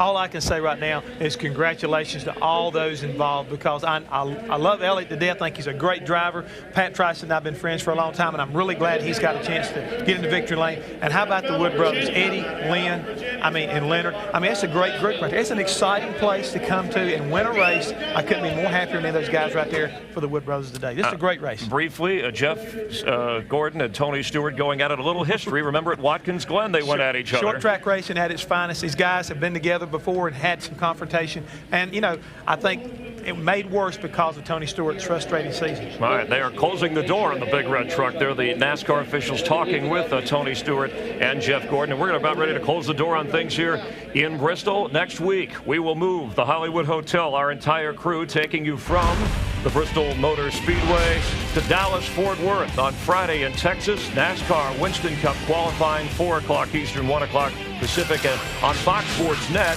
And then on Saturday on Fox, the big network, the mothership, the Busch Series race. 1 o'clock Eastern, 10 Pacific. Mark Martin won that race last year. NASCAR this morning on Sunday gets you going as always at 10 Eastern, at 12:30 Eastern, 9:30 Pacific as always. The pre-race show, and then the race from Texas. Dale Earnhardt Jr., the defending champion there, NASCAR Victory Lane, wraps things up as you get a look at Victory Lane. And how about the season? We talked with Dale Jarrett, the points leader, who's still the points leader before. He said it's been a topsy-turvy season. It's been a great year so far. We topsy-turvy. I mean, you got another new winner right here. The guys gamble today. I mean, this is what racing and NASCAR is all about. Taking a chance and sticking it out there on the edge. And today, those guys come home, you know, first. All right, for Jeff Hammond, for Mike Joy, Darrell Waltrip, and Larry McReynolds, our entire pit crew, and all the technical people who work so hard to bring you the racing here on Fox from the exciting Bristol Motor Speedway. We thank you for joining us. Be with us next Sunday on Fox next weekend as we bring you more racing. It starts with a lot of bumping and grinding, as you would expect, on the short track, on the concrete, just over a half mile. Mark Martin, your pole sitter, another disappointing finish for Martin and Jeff Burton, running into each other. Roush racing out of the picture, but number 21 came up big. The first victory of the career in his 80th Winston Cup start. Elliott Sadler goes home king of the hill.